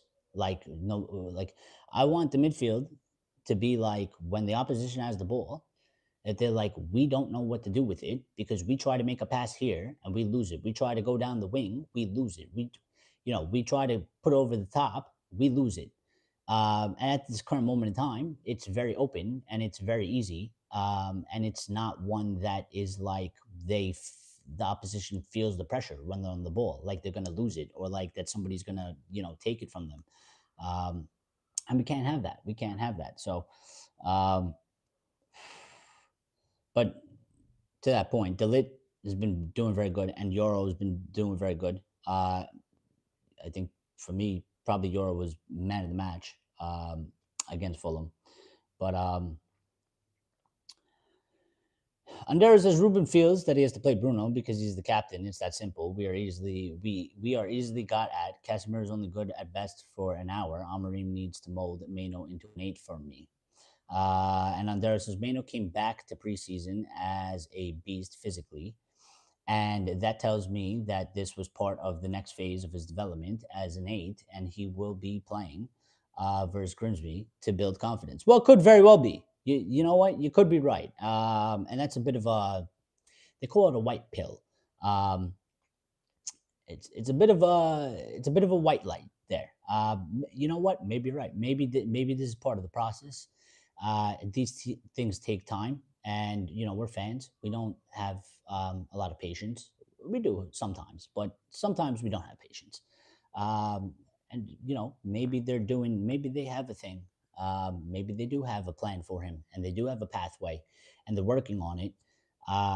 And maybe it's like you're saying on there. Maybe this is part of the thing. Like they got to build him up a little bit, get him a little more physical, let him do his thing sort of in the background. Let the older guys with more experience, handle this sort of the start to the season, and it's a little bit more their responsibility. Let the kid kind of do his thing in the background and focus on himself and build himself up. And then maybe when the time is ready or he gets to that point, maybe then he enters the fray more. Um, I would hope so. I would hope so, but we'll see. Axe says literally our academy has produced the next goals, and Almarim is benching him. Well, yeah. I mean, right now it's not working, but maybe like Andero said, maybe there's a whole plan process sort of thing for him. But I mean, he's got to get minutes at the very least. If he's not even getting a substitute appearance, seems very not uh, the way that we're kind of talking about it in terms of being on Darrow. But and Darrow says there won't be another rebuild. Amarim will get Christmas to show that this way is the right way. This is a long-term project. This season is all about recovery. Top 8 finish has to be a minimum. Yeah, I mean, again, I don't think we'll get another rebuild in terms of like we're gonna rip everything apart and start over again because I think again it's a long term project. We're in the rebuild right now. Like this is still technically a rebuild because you have to build from the bottom, and we're trying to go all the way to the top. So we got to continue building. It's not like we're done now. It's not like, all right, we got 4 players from Marine. Rebuild is 110% complete. Let's go win the Premier League. Like, it's not going to happen. We're going to have to keep building on it. So I don't think from from the way that they've done their thing and the way that believe that they should be doing, and it looks like it, but you just never know. But it looks from the outside, it looks like it.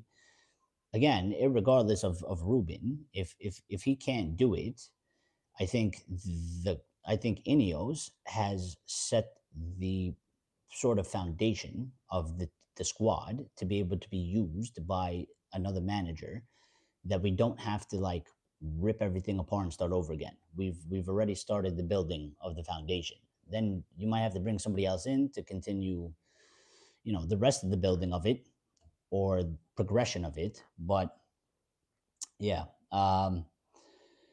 Anything above top eight would be a bonus, in my opinion. Well, apparently, it was months ago. So Jim supposedly, reportedly, according to reports, said that he we they're aiming for top six. So I would say we need to get into top six because of the European football and stuff. Um, if we were to finish like seventh, but maybe we win the FA Cup, so we get into Europe. I mean, it's not great, but is better than finishing eighth and nothing, I guess, in that sort of sense. So, um, yeah. Axe says, I don't have patience for our baffling baboon of a head coach we currently have. Literally lost my patience after watching us play against Ipswich. I told you all, this Portuguese doesn't have what it takes. Oh, maybe you're right. But I'm willing to give him more time, and so are other people. And, let's just see how it goes in the next 8 matches or so. Because we'll know where we are. I still think he has a difficult job with the whole. Basically, he's got a new striker and two new tens. So the attack, and it doesn't make it easy. It's not like it's set. You got to get that going. So that's a problem, and the midfield is a problem. So he's got some things other than just himself, and his sort of decisions or whatever ideas. He's got to get them to click. So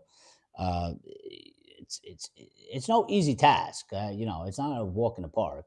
Um, but he's there, and we're paying him. And this is why I keep saying it's his job to figure it out. It's his job to make it work.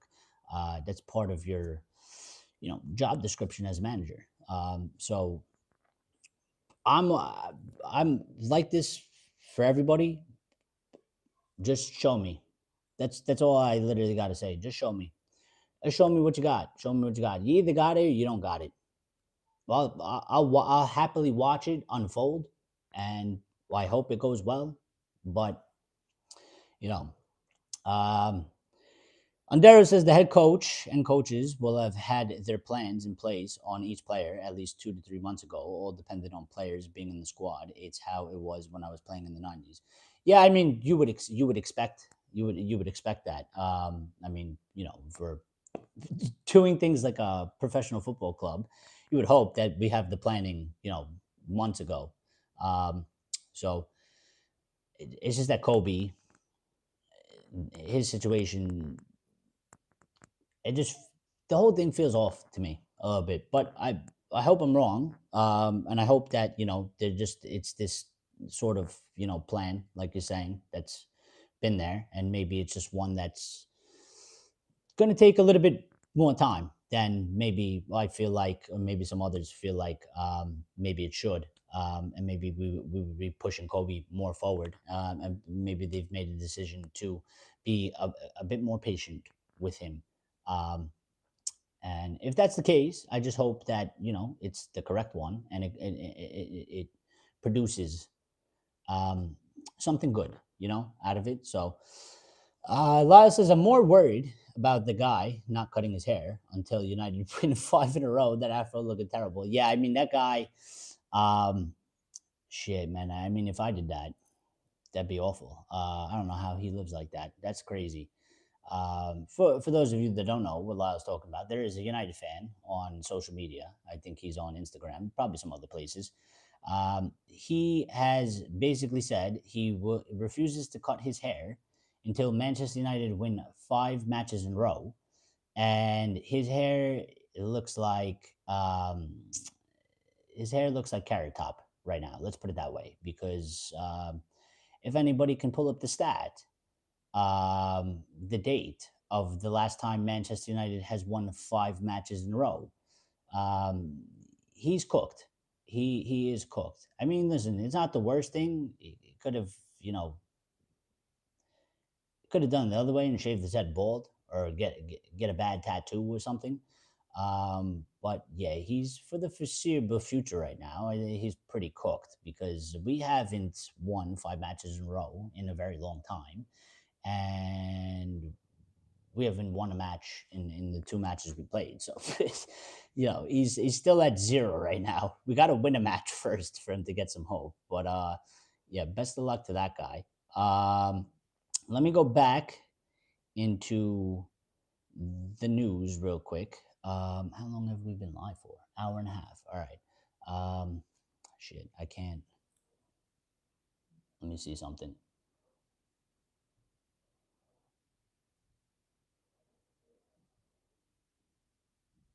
Yeah, all right. Same updates from Chris Wheeler. Well, there was a couple other things as well that I just wanted to touch on. But let's see what we got. And I need to turn on the lights. Well, there was that thing about Baleba as well. So Ben Jacobs, Kobbie Mainoo's future, one to watch this week. Manchester United are aware Mainoo is exploring options. No guarantee of movement yet, but an open situation. And that was, he's quote tweeting his own tweet from August 25th when he said that Mainoo considering options following a diminished role under Amorim. Per Alex Crook, unclear if anything will develop in the next week. Mainoo has always been committed to staying, but lack of opportunities has changed the dynamic. Um, yeah. So there's a couple things here. Let me turn on the lights because it is getting dark and we need better lighting. That should be good. So um, one of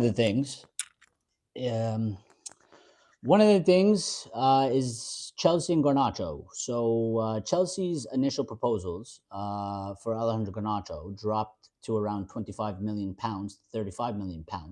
United are insisting on £50 million. Chelsea's favor is the fact Garnacho is saying he only wishes to join them and has rejected approaches from other clubs. Um, so yeah, I mean the Garnacho thing is, let's just put it bluntly, it's a fucking mess. It's a mess. The Garnacho thing's a mess. Um, like Chelsea are lowballing the shit out of us. They're not going to meet the valuation that we want. I don't think United should sell him um, if they don't meet the valuation that we want. But then it does create another problem because he won't play. He shouldn't play, and he shouldn't be involved in the squad. If he doesn't end up getting sold or moved on, there's no way in hell he should ever come back to be part of the squad. So he's going to be, put with the reserves or whatever it is, um, which causes a problem for us because then he's not going to be playing at a high level. So his his market value, you would technically say, is obviously going to go lower if he's not playing and he's clearly pushed out. So it's not really in our favor. Um, Lyle saying, he rejected Bayern. He did, but this is sort of the thing. Like he's, he's taking a gamble because, like they said in this update, because he basically has the power to be like, well, I have a contract here. I don't got to accept whatever you want me to accept. So I can basically tell you to go F yourself. And I only want, this. Um, and Chelsea are also playing the game of, well, we know United want to get rid of him. They don't want to use him. And they probably need some money, to get back some money from the money that we spent on transfers. Um, so they don't have to rush this. They're dicking around because they're going to push it to the end of the window. They're going to push it to the last day to see if we bite um, for a lower fee, so they get a steal for it. And at the current moment in time, it's literally like Chelsea and Garnacho versus us. So it's a 2v1. It's not a good situation at all because he can literally just reject anything he wants, which he's done so. He's rejected Bayern and he's rejected a couple other offers as well, um, which doesn't help our hand because now Chelsea are just basically like, well, we know he's not going to accept any other offer. You guys want to sell him. Why should we pay 50 million? We're not going to pay 50 million. So I don't know what's actually going to happen with the kid. Um, because it's a quite fucked situation, to be quite honest. I don't see how we necessarily navigate through this one where we come out as the actual winners, because I think the way it is, I think if we don't get fucked on one side, we're gonna get fucked on the other side. Like, he's not gonna accept an offer um, from any other club besides Chelsea. Now, United can be like, well, if Chelsea doesn't give us the money, then we don't accept the bid. So you stay here, you go play in the reserves or whatever, and piss off. The only thing that'll do is, it'll hurt him for Argentina and internationals and stuff like that. So, and his career in a little bit, because he's not going to be playing, first team football. So he'll get a little bit of damage on that side, but then we still end up technically losing because you got a player that's not playing first team football, and his value is going to have to go down. A little bit more time is going to expire on his contract. He's not playing first team football, and he's definitely not wanted by the club. So the next window, when you get to January, I find it hard how you get somebody to pay 50 million after that circumstance. So it's a bit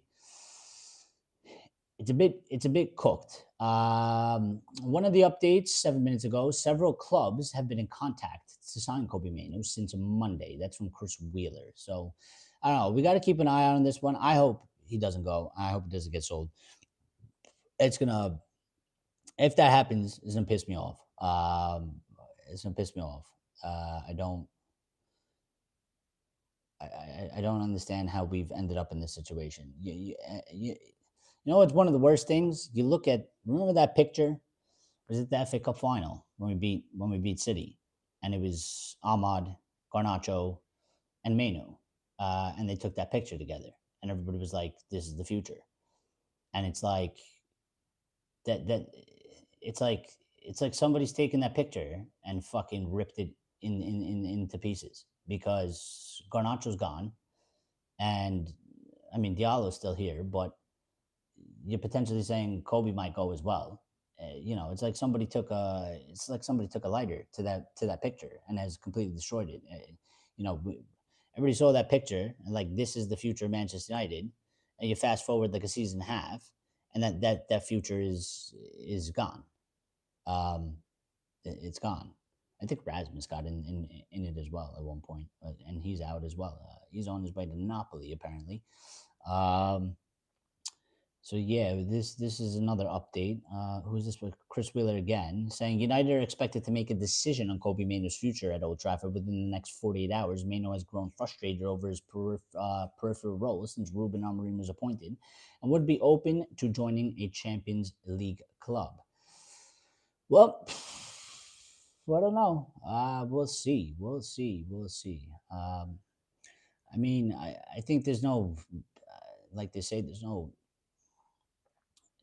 smoke without fire. Um, but I don't know. It feels a bit weird though. It feels a bit weird. Like, why was it left so late? Like, why was it left so late to the start of the season? Like, we played 2 games. Like, you know, I think again the comments by Ruben doesn't help. I don't think those comments. I don't like those comments that he made. I don't like the fact that he basically said that he's competing for one spot and it's with Bruno Fernandes, because me as a fan, I can tell you, like I said before, he's basically closed the door on Mainoo when you say that. And if I'm the player, I would probably, maybe it'd be wrong because maybe he wouldn't like me for it, but I would just I would ask him and be like, "You made these comments," and be like, "Can I ask you a question?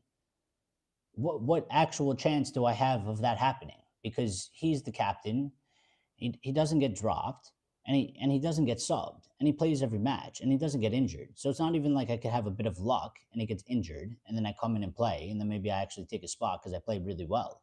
So it's like, you made those comments, and what you said makes me feel like you basically just said that like I essentially have no chance. So I'm either just gonna play a bit role, you know, or I'm not gonna play at all. Um, so, but at the same time, while we have this going on, I mean, there is the talk about Bruno going to Saudi. So I don't know what's going to happen because apparently Chris Wheeler again saying Bruno Fernandes will be open to leaving Manchester United at the end of the season. He wants to stay at United for another season, but would then consider a move to Saudi Arabia, MLS, or one of Europe's major leagues. And that's coming from Chris Wheeler right now. Um,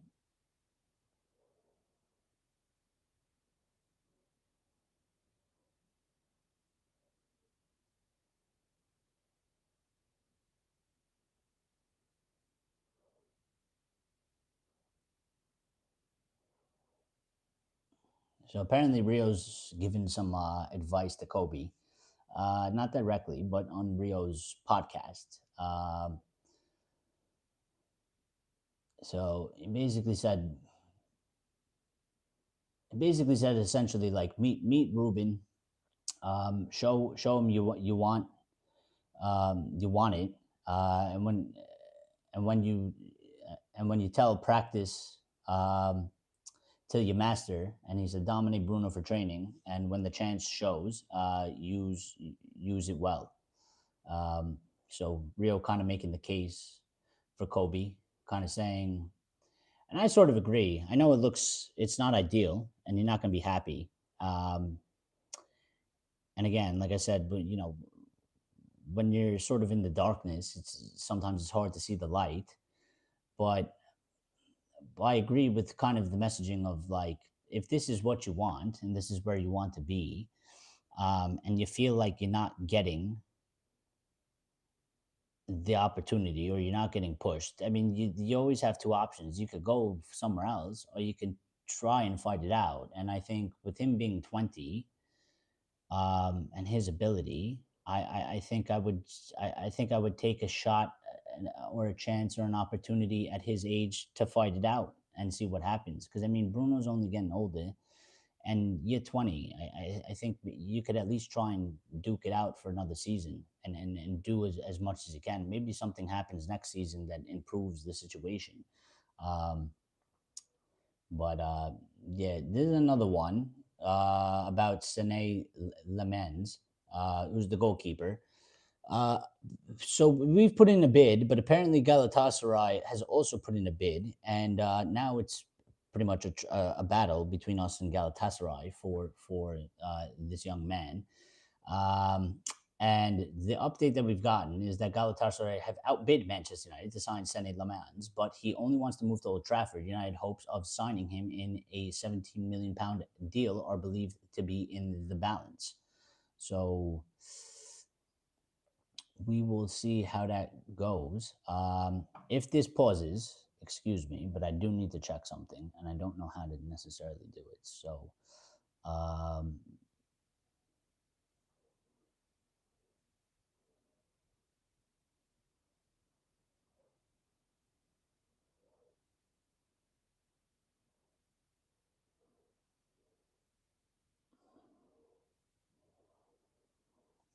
all right. Hold on. The video is gonna. Did it come back, or did it? Oh, all right. Yeah, my bad. My bad. My bad. I had to check my phone, the messages, because it's on Do Not Disturb. I can't see, because I do gotta go do some things. So, we got saying in the chat. Um, Yeah, rejecting Barn wild. And Dara says dossiers on players are part and parcel of managing the squad. Planning of the training schedules and drill shape, etc. The manager will have ideas on where he wants and needs the players to play. I I I like take that as definitely that's 100% the thing on Darrow. It's just that, and I'm not like dispelling that or anything like that. I just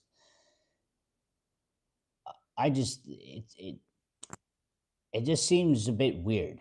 his situation is a bit weird. We talked about it a little bit. There was a moment where Amarim was basically trying to make him be the 10. He said he can play him there.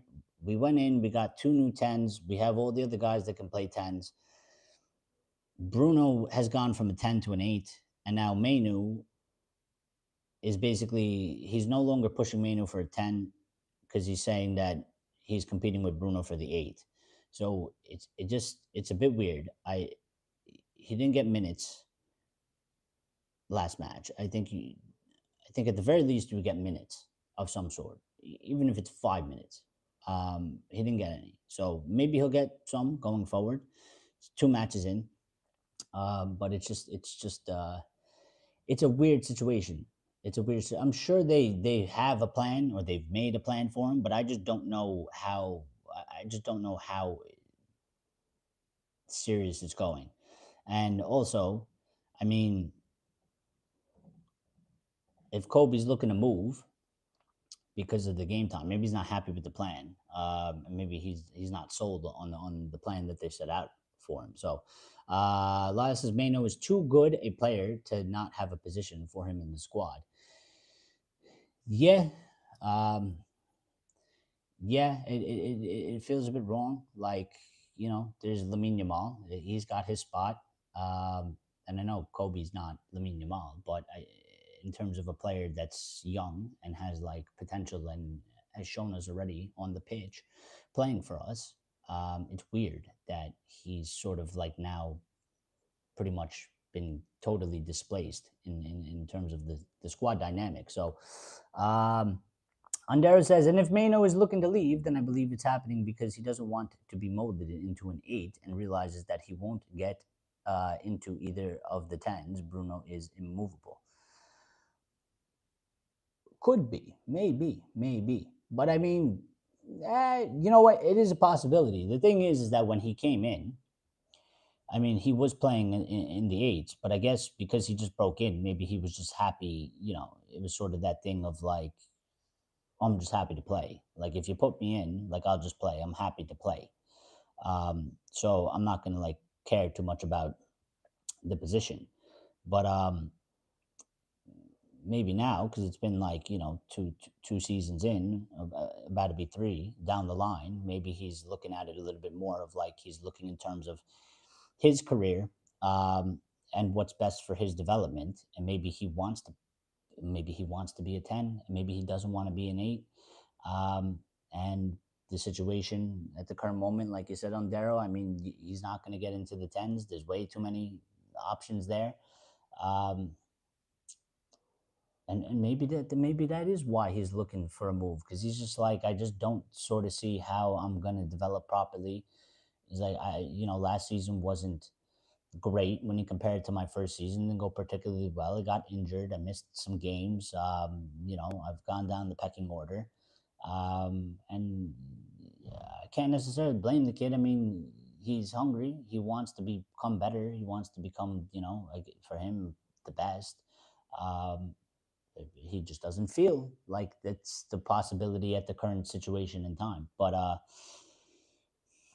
the flip side, I would say, well, it's then on the club and the manager and people like Jason Wilcox and stuff to like go to him and reassure him and make him feel like what he wants for his own career is a possibility at the football club. So if they really want him and they believe in him, they should be doing, or they should be trying to make him feel like, rest assured, like, listen, this circumstance isn't great right now. This is football. Shit happens. But, we do believe in you. You will get your opportunity. Keep your head down. Keep working. We haven't given up on you. We're not throwing you away. And we don't want you to leave. But just, you got to, like, stick it out for a bit. So, Andera says, let's not forget, Bruno will most likely move next summer, if not before. Mainoo most likely doesn't want to wait the season, and being the World Cup next year must be another factor. Yeah, I mean, it's all good points, Andera. Like, these can all be 100%. They can definitely all be factors. They can definitely all be things, that a player has to consider and that a player has to think about when it comes to your future as a professional footballer. So I mean, they can all be factors. I think mostly they probably are, because I think the way shit happens is it's, you know, things like you mentioned on Daryl, and it's, you know, one little thing here, one little thing here, one little thing here. Next thing you know, you built, you know, a house out of straws, um, or whatever, hay.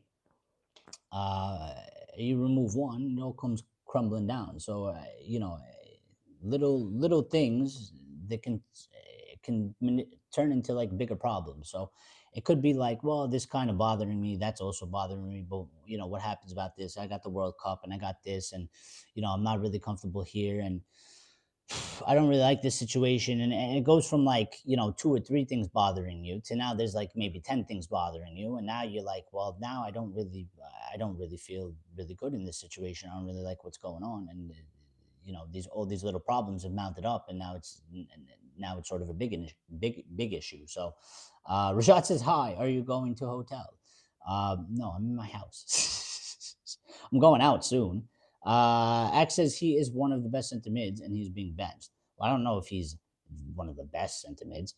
Um, he's very good for his age, and I think he could get way better, like way better. Like I think he could be literally top five in the world um, in the next couple years if he was to develop and play properly. Like everybody else, I think he has to fight for his spot and earn his right to play. But I don't agree with him not getting minutes. I don't think that's right. I think that's weird. I think that's wrong. How do you have a player like that, and he doesn't even get 5 minutes? You can't give him 10 minutes. Um, you know, there's at the very least there's got to be a way to fit him in and to play him. You know, if you tell me that there's no way, I disagree with that. I think that's just I don't buy it.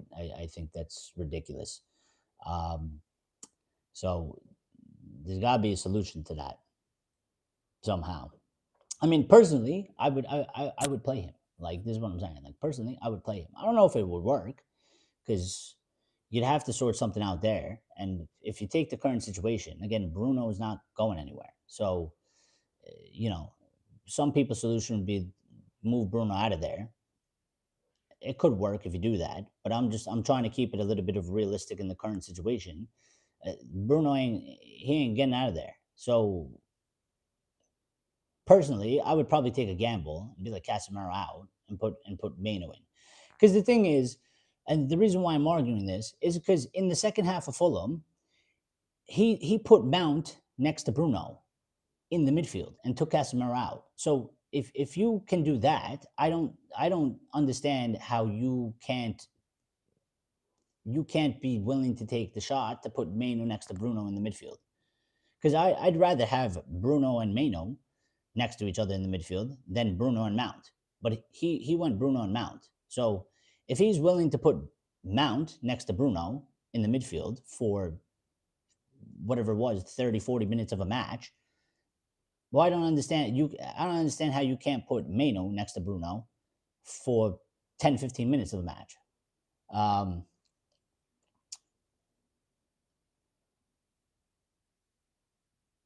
Rajat says we'll take and get Himland, get the deal done. I don't know if that's happened. I don't think it's happening, Rajat. Um, we might end up without a midfielder. It's a little bit iffy if we're gonna get one. I think the closest we got right now is maybe Lemons for the goalkeeper, and then I think the midfielder. I don't know what's gonna happen there. I don't know if we're gonna get one. We need one. We should go get one. I just don't know. I don't know if we're actually going to do it. So, why have they paid 120 million for two tens when they would have bought Cunha and a center mid? Why? Well, from what it's a good question, and I don't. Again, that sort of planning or whatever they did, it seems a bit weird now that we're seeing it, because it seems to not really make sense in terms of that we went to go get two tens, and we've kept Bruno, and we haven't really removed any other tens. Like, it doesn't really make too much sense because we have a stack of tens now. You would expect maybe we would have sold one. Um, Technically, you could argue Garnacho was one, or we were using him as one. So he's out. You get one in, but we got two in. But seeing how we sort of gone already, and I don't like this, and I don't agree with it, and I don't want to keep seeing it, but because we've gotten rid of Rasmus, essentially. I mean, he's not gone officially, but he's out. I mean, he's not in the squad. He's done. They don't want him.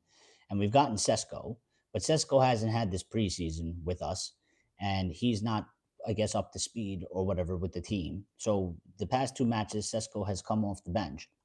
Sesko's not starting. We've signed two tens, but he's been using Cunha as the striker, which is a false nine. Um,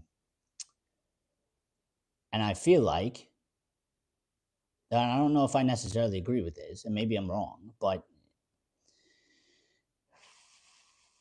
we signed two tens, but one of the tens is basically like our second striker now, because Rasmus is out, and I don't know what he's going to do with Xerxes. So I could be wrong. Maybe Xerxes, maybe he goes with Xerxes as the second striker and doesn't play him at 10. But at the current moment in time, Xerxes hasn't played. Xerxes is not fit enough. He's been on the bench, but he hasn't played, so he's not up to speed either. So right now, Sesko's coming off the bench. Cunha's playing basically as a false nine, which I hate and I don't like, and I don't want to see. I want to see Sesko starting up top, and I want to see Cunha and Mbeumo behind, because I think that's the best. But circumstances, I mean, if Sesko's struggling or Sesko's injured or something like that, um, or Sesko needs a rest, it kind of seems like the thinking is, well, we'll take Cunha, who plays 10, but he plays 10, and we can play him as the 9 or as a false 9. And then that's why they're kind of keeping the other guys there, because it's like, well, if we have to shift some things around, we could put Cunha here, we'll put Mbeumo here, we'll put maybe Mount here. If it's not Mount, we'll put somebody else there, because maybe Mount's gets injured or he's playing like shit or something like that. So I don't know. Again, it's certainly a problem. There's too many players, and I don't think they have necessarily. Um, they have a job to do in terms of sorting it out. They have to figure out whatever that plan was, that they were like, we're getting two tens and we're gonna have these players. Right now, it's kind of a clusterfuck. They need to figure out how to make it work.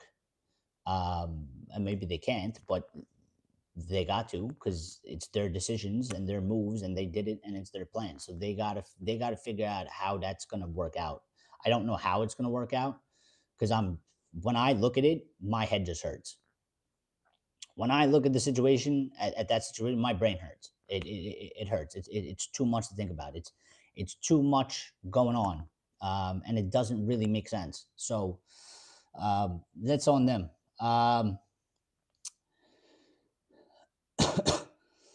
Wait, is that a Milan AC necklace? No, no, it's a Adidas training kit. Um,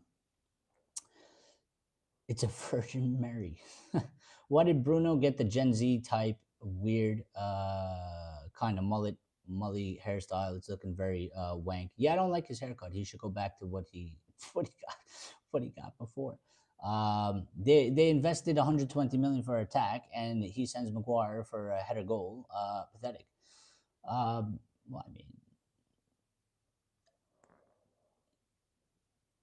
I mean, I have no problem with Maguire going up there trying to get a header goal, but obviously circumstances, we don't want to be relying on Maguire to go get a headed goal. He's got to get the attack to score goals. I said it before. I'm gonna keep saying it. I said it last season. I said it the season before. We got to figure out how to score goals. If you can't score goals, we're not gonna win. So I hope he figures it out. I'm not under any illusion, and you can demand whatever you want. That's fine. That's on you. But personally, for me, I'm just saying, I know You just got 3 new players in the attack. There's always a chance that you don't get that shit to click. And that worries me probably the most because again, I feel like we can have holes and gaps in the midfield. And we're okay right now. We're not conceding a shit ton of goals or anything. In the past 2 matches, we conceded 2 goals. If we can get the attack to score 2-3 goals a game, we'll be okay. We can survive through it. But if he can't get the attack to put the ball into the net, we're fucked. So he's got to figure it out. It's going to take a little bit of time because I mean Sesko came in late, and and Buemo and Cunha, yeah, they play in the Prem, but they're coming into the team and they got to get some understanding with the rest of the teammates. And it's not going to be perfect from the start because our team, it's not like under the Fergie times when we sort of already had the base and the foundation and the team was already good and you can slot in a couple pieces. It's not like that year when we got Van Persie or when we did with Cantona or something like that. It's not like that. We're not in that situation. So that attack is one of his biggest issues. He's going to have to solve it. I'm going to give him some time to see if he can solve it. But after a certain period of time, if we're doing this and we can't, at most we're scoring 1 goal, it's not going to work. It's not going to work. Didn't Lenioro deserve that Fulham goal? Nah, because it was technically it was going wide, and then took a deflection, and it went in. So Ray's here as well. Axe says all those things, and he also plays Bruno as a pivotal CM, bruh. But yeah, again, I keep saying, like, I don't agree with it either. Like, I don't like it. It's on him. He's got to figure it out. He's got to do it. So, and he's got to change it. So, we'll see if he does it. But I hope he does because I think if he doesn't, I don't think it's going to go particularly well for him. But he's the manager. It's on him. Or maybe he proves us all wrong. Maybe he is right, and maybe we're wrong. The question, I don't know. But Rajat says, do not understand why Bruno is undispensable and can't really be substituted. Klopp and Pep substitute KDB's, Mane's, Rodri, Trent, and Haaland. So why not Bruno? Well, that's the other aspect that I don't like. Again, I like Bruno Fernandes. I think he's a good player. I don't like that shit. I don't like when Ruben does it. I don't like when Ten Hag did it. Even Ali. I don't like when the managers do that. I don't agree with it. It's a basic core principle rule for me. Like, no player can be bigger than the team. There are players that are more important than other players, and there are some players that earn a little bit more money in the bank in terms of, trusting them, giving them some more minutes. They're going through a rough patch. You stick with them a little bit more than maybe some other players because they've earned it. But there's always got to be a line, and there's always got to be a certain point where you go, this guy isn't doing what we need for the team. And if you don't drop him from the starting lineup, at the very least, and this is why I keep saying, you got to be fair. You got to be fair at a certain point and be like, he's my captain. He's played absolutely shit for 70 minutes. It's not his game today. And you got to pull him off. You got to be fair. You got to be fair to the situation. You got to be fair to the team. So I don't like when they do that. I think it's a mistake, and it doesn't help. So my inner feeling tells me he's not gonna pull him off. My inner feeling is we're not gonna get to a point where he's gonna sub Bruno in the 65th minute. I don't see it happening. I think it's a huge mistake. I don't agree with it, but I had this feeling. I just have this feeling from him. It's going to be one of those things like we've had through multiple other managers that he's going to be that one guy that it ain't. He will not be touched. It's a little bit like Ali and Maguire. Sort of same thing. Like Maguire had to play all the time. He made him the captain, Um, and he never benched him, never took him off. And Ali had to go down with the ship for that. So again, this is football. They, it's their decisions. They got to live with it. If he chooses to do that and it doesn't work, then that's on him. He can't fucking blame anybody else for that sort of thing. So, um,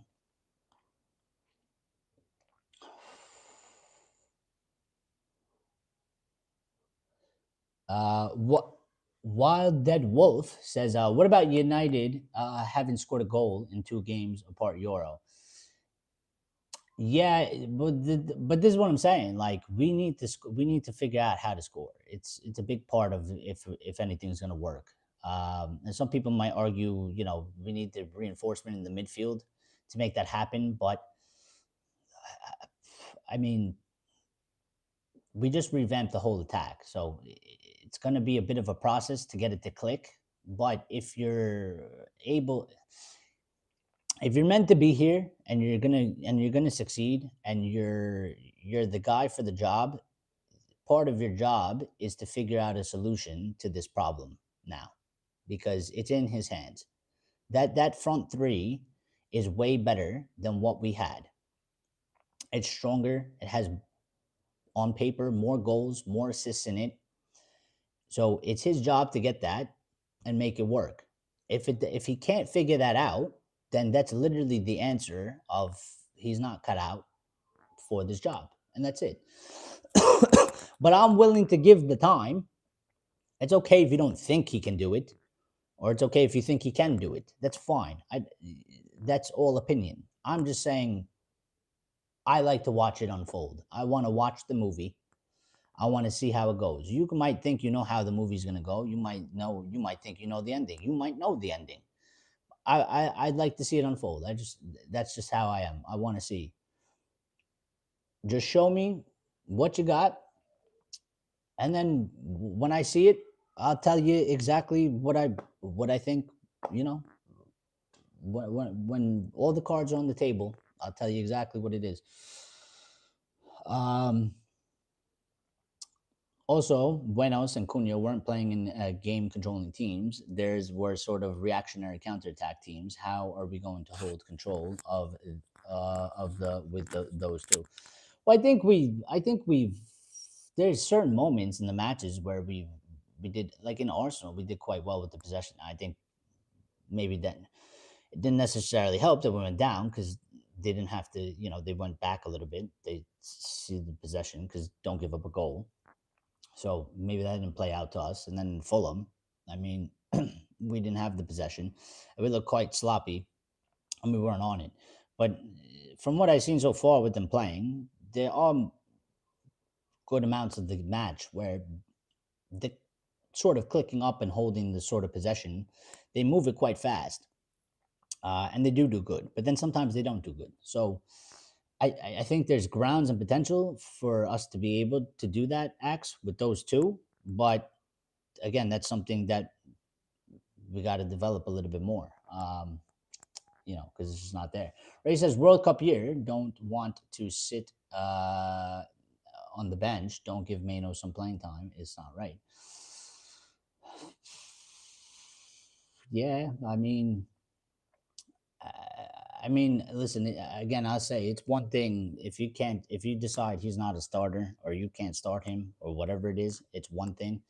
But if you tell me that he can't get 10, 15, 20 minutes in a match, I don't understand it. Don't understand it. If Mbeumo and Cunha can work on their finishing or clinicality, that's better, and obviously our team will benefit. I don't think. Well, I think they're already pretty decently good at that. I just think that they need to find a little bit more of their feet playing for us, because they've shown that they have that. Rajat, they both played in the Prem, and they both had very good stats for their respective teams that they played. But they've come to United. They got to find their feet a little bit. I think they have the finishing and the clinicality. Or I just hope that it's it just takes a little bit of time for it to start popping up for us now because it's a little bit of a different circumstance. But Wild Dead Wolf says Cunha is great signing. Need more same. Yeah, I like Cunha. I like his sort of attitude, that fieriness. I think it adds a bit of character to the squad, and also I think he has good ability. I mean, in Arsenal, he was, and I tell you this is not for nothing, but I was watching the Arsenal match, and we were out at the pub here, and I was with a bunch of my friends, um, maybe like 10, 12 people. Now they don't. Most of them, well, one of them is a Barcelona fan. A couple other ones they watch the Serie A, and then there was an Arsenal fan there, and I think there was a Chelsea fan there as well. So it was like a mixed bag, and then I got a Bayern Munich fan friend. So we pretty much had basically like La Liga, Serie A, Premier League, and the Bundesliga. We're all watching the match, and literally all of them, and yeah, I could tell like a bunch of them they don't watch United, like they don't watch the Premier League, and they watch football, but they don't watch it like that. So they were seeing Cunha, they couldn't stop talking about him. They were like, he's really good. He's really good. They were raving on about Cunha in that match. So they were like, and I was like, yeah, I agree. I mean, look what he's doing. But it was good because it was like you had a nice mixed, different pool of football fans that watch different leagues. And I wasn't saying anything. I was watching the match, but they kept pointing him out. They kept saying like, he looks really good. I like how he looks. That's a good player. He's a good signing, blah, blah, blah, and stuff like that. So a little bit of outside of opinion. Rajat says, but in your opinion, does the team look organized and more defensively solid?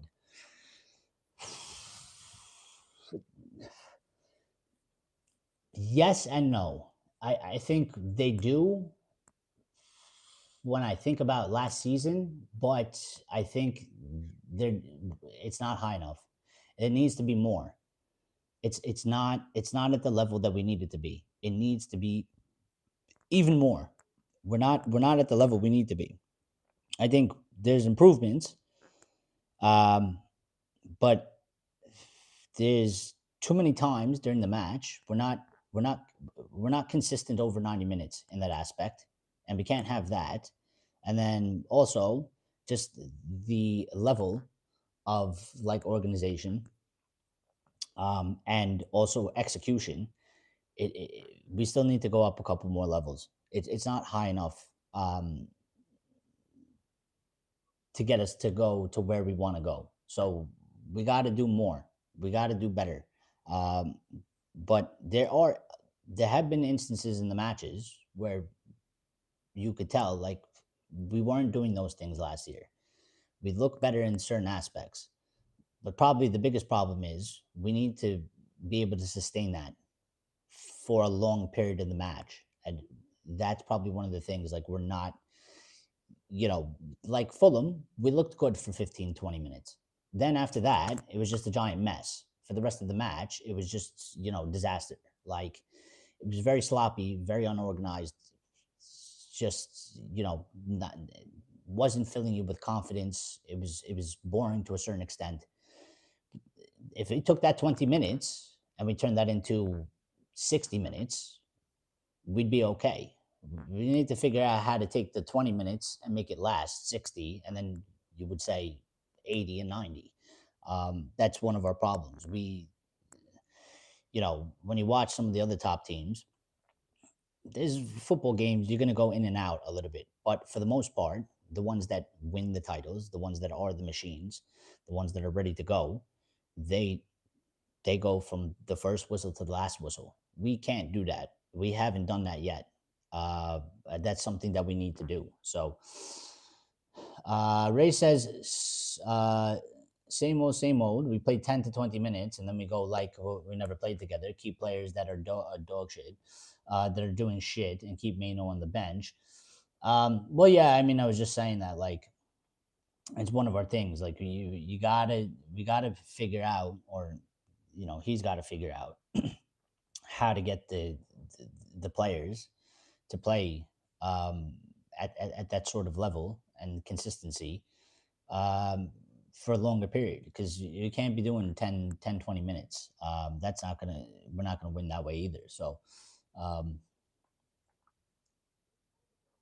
managers should use players from team, not strategy that puts players in bad positions, says Wild Dead Wolf. X says at least with Eric Ten Hag, we were eighth, winning some trophies. Yeah, but I mean, we'll see how this season goes. Could be the same. Could be better. Could be worse. We'll find out. We'll find out. I mean, when it came in, obviously it went worse, but it could still get better though. We got to see how it goes. Rajat says he needs rest every now and then. I do think he does, but they don't do that. X says revert to 4-4-2. Rajat says revert to 4-3, maybe 4-2-3-1. No, I mean, like, listen, that whole formation thing, we're not going to do that. Like, that's only going to happen if we get rid of him. So, he doesn't play a 4-4-2. He's never played a 4-4-2. He doesn't play a 4-3-3, and he doesn't play a 4-2-3-1. He's never done it. He's never going to do it. Well, I mean, at least at this point in time, he's not going to do it. Maybe later on in his career or something. But he hasn't done it so far. He's not going to do it. But I don't necessarily want to see him do it because that's just not how he plays football. So I think if he was to do that, I think if he was to revert to a 4-4-2 or go to a 4-3-3 or do a 4-2-3-1, why I don't think we would get anything out of it. I don't think we would improve.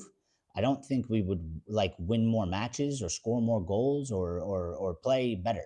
I don't think it would happen because actually I think that for him to do that as a manager when everybody knows he plays his formation and his way, if he woke up one day and was like, all right, we're gonna go back to playing a 4-2-3-1 and we're gonna do it like this, I think the players would be like, I, I don't think the players would necessarily buy into it. And then everybody else would just be like, well, what the fuck? Like, you don't play like this, So you're basically just waving the white flag. It's like it's like a boxing match when the guy gets absolutely popped and he's fighting for his life to not get knocked out. Like they don't fight back. They just kind of like cover themselves and kind of run around the corner waiting for the bell to go to be saved by the bell. Um, and it's like that. Like I don't think reverting to that. If you get a different manager and they play that style, that's a different story. But with him, we know he doesn't play it, so it just to me it doesn't make sense. Like I just don't think it would actually do anything. I don't think we would win more matches or get more points out of doing that. Also, Diallo should have played as left wing back. He isn't fit. Should have played as left wing back. He isn't fit for that position. Do you mean he shouldn't have? Shouldn't have or should have played as left wing back? Diallo is a 10, like Buenos, Cunha, Bruno, and Man. I think I like Diallo playing right wing back. I think he can play there. I think he's probably the only winger or 10 that can actually play that position. So I think he can do it. Um, I think he has the ability. I think he has the work rate for it and stuff like that as well. So um, he's actually for an attacker. He's quite good defensively. So I kind of look at it as like Trent is a wing back, but Trent can't defend for shit. Um, but he was very good at attacking and making things happen. I think Diallo could do that. I would probably argue that Diallo probably has better defending abilities than Trent does. So I think Diallo can play there. Um, but I don't know. We'll see. Rajat says, "How many attacking midfielders or tens is Ruben going? Is Ruben going to be honest going to play?" Well, I don't know. I guess that's the big question we got to see because I mean, there's still like Xerxes. What are we gonna do with him? Is he gonna play him as the 10, or is he gonna use him as like a backup to Sesko or swap him in and out with Sesko? Is he gonna use Xerxes as a 9, or does he consider him as a 10? Then there's Mount and there's Cunha and there's Mbuemo, and there's potentially Bruno if he decides to do that. And you could also technically put Mainoo there if you want to. You could also put Diallo there if you want to. Um, so he's got quite a number amount of options. So I don't know. I mean, that was the one thing that I always kept thinking about of like, how was he actually going to make this fit or work when we got Cunha and then we basically went to go sign Mbuemo. The thing I kept thinking about was how is he going to make this, like, how is he going to sort everybody when we have all those positions? It's a bit weird. I don't understand why we're so stacked at 10 and we're so understacked in the midfield. I don't get what their thought processes on that was, and how they plan to like navigate through that and then move forward with it. So I don't know. Um, I don't know. It's a bit of a pain in the ass to think about, but we'll see. Um, but listen, guys, I gotta go. It's been a good show. I'm gonna try and do one more live before I get out of here, but my time is quite tight these next couple days. It's going to be kind of hectic, so I don't know if I'll be able to get one in, but I'll keep you guys updated in the Discord. If we do go live, I'll give you an announcement about it. So yeah, other than that, thank you guys for popping in and chatting, and supporting the channel and smashing the like button. Appreciate it because it does help the channel grow. If anybody is new and subscribe to the channel, thank you and welcome. And yeah, basically, I will be back uh, in New York. I will be back September 2nd, but I think I'm going to be back late because I think the flight gets in at 8. So I'm not 8 p.m. New York time. So I won't do a show then. And then we'll probably do a show either, the next day or the day after. I mean, I'll let you guys know, but we'll see. And I might be able to do one more, depending on how things go. I'll do one more before I get out of here. Um, so yeah, September 2nd, I'll be back. We'll be back to regular settings and stuff like that. But other than that, have a good night, guys. Be good, stay safe. Thank you guys for supporting the channel, and thank you guys for your time and your conversation. I greatly appreciate you guys, and I apologize again for kind of going ghost. I think the last show we did was like 16 days ago. Time kind of just it just kind of flew by, and yeah, it got a bit hectic. So, but I'll speak to you guys soon. Be good. Rajat says, "How is your vacation going, bro? Is everything good?" It's very good, very good. It's kind of towards the end now, so we're kind of just filling it up with as much stuff as we could do because it's me. I got a couple other friends, like there's one or two that live in New York.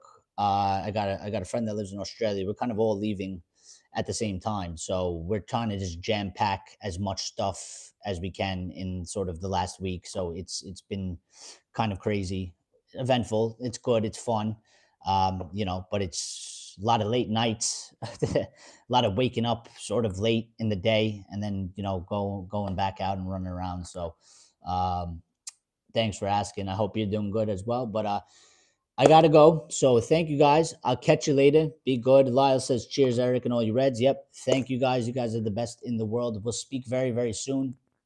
And other than that, everybody stay safe, and have a good one. And we'll catch you on the next one.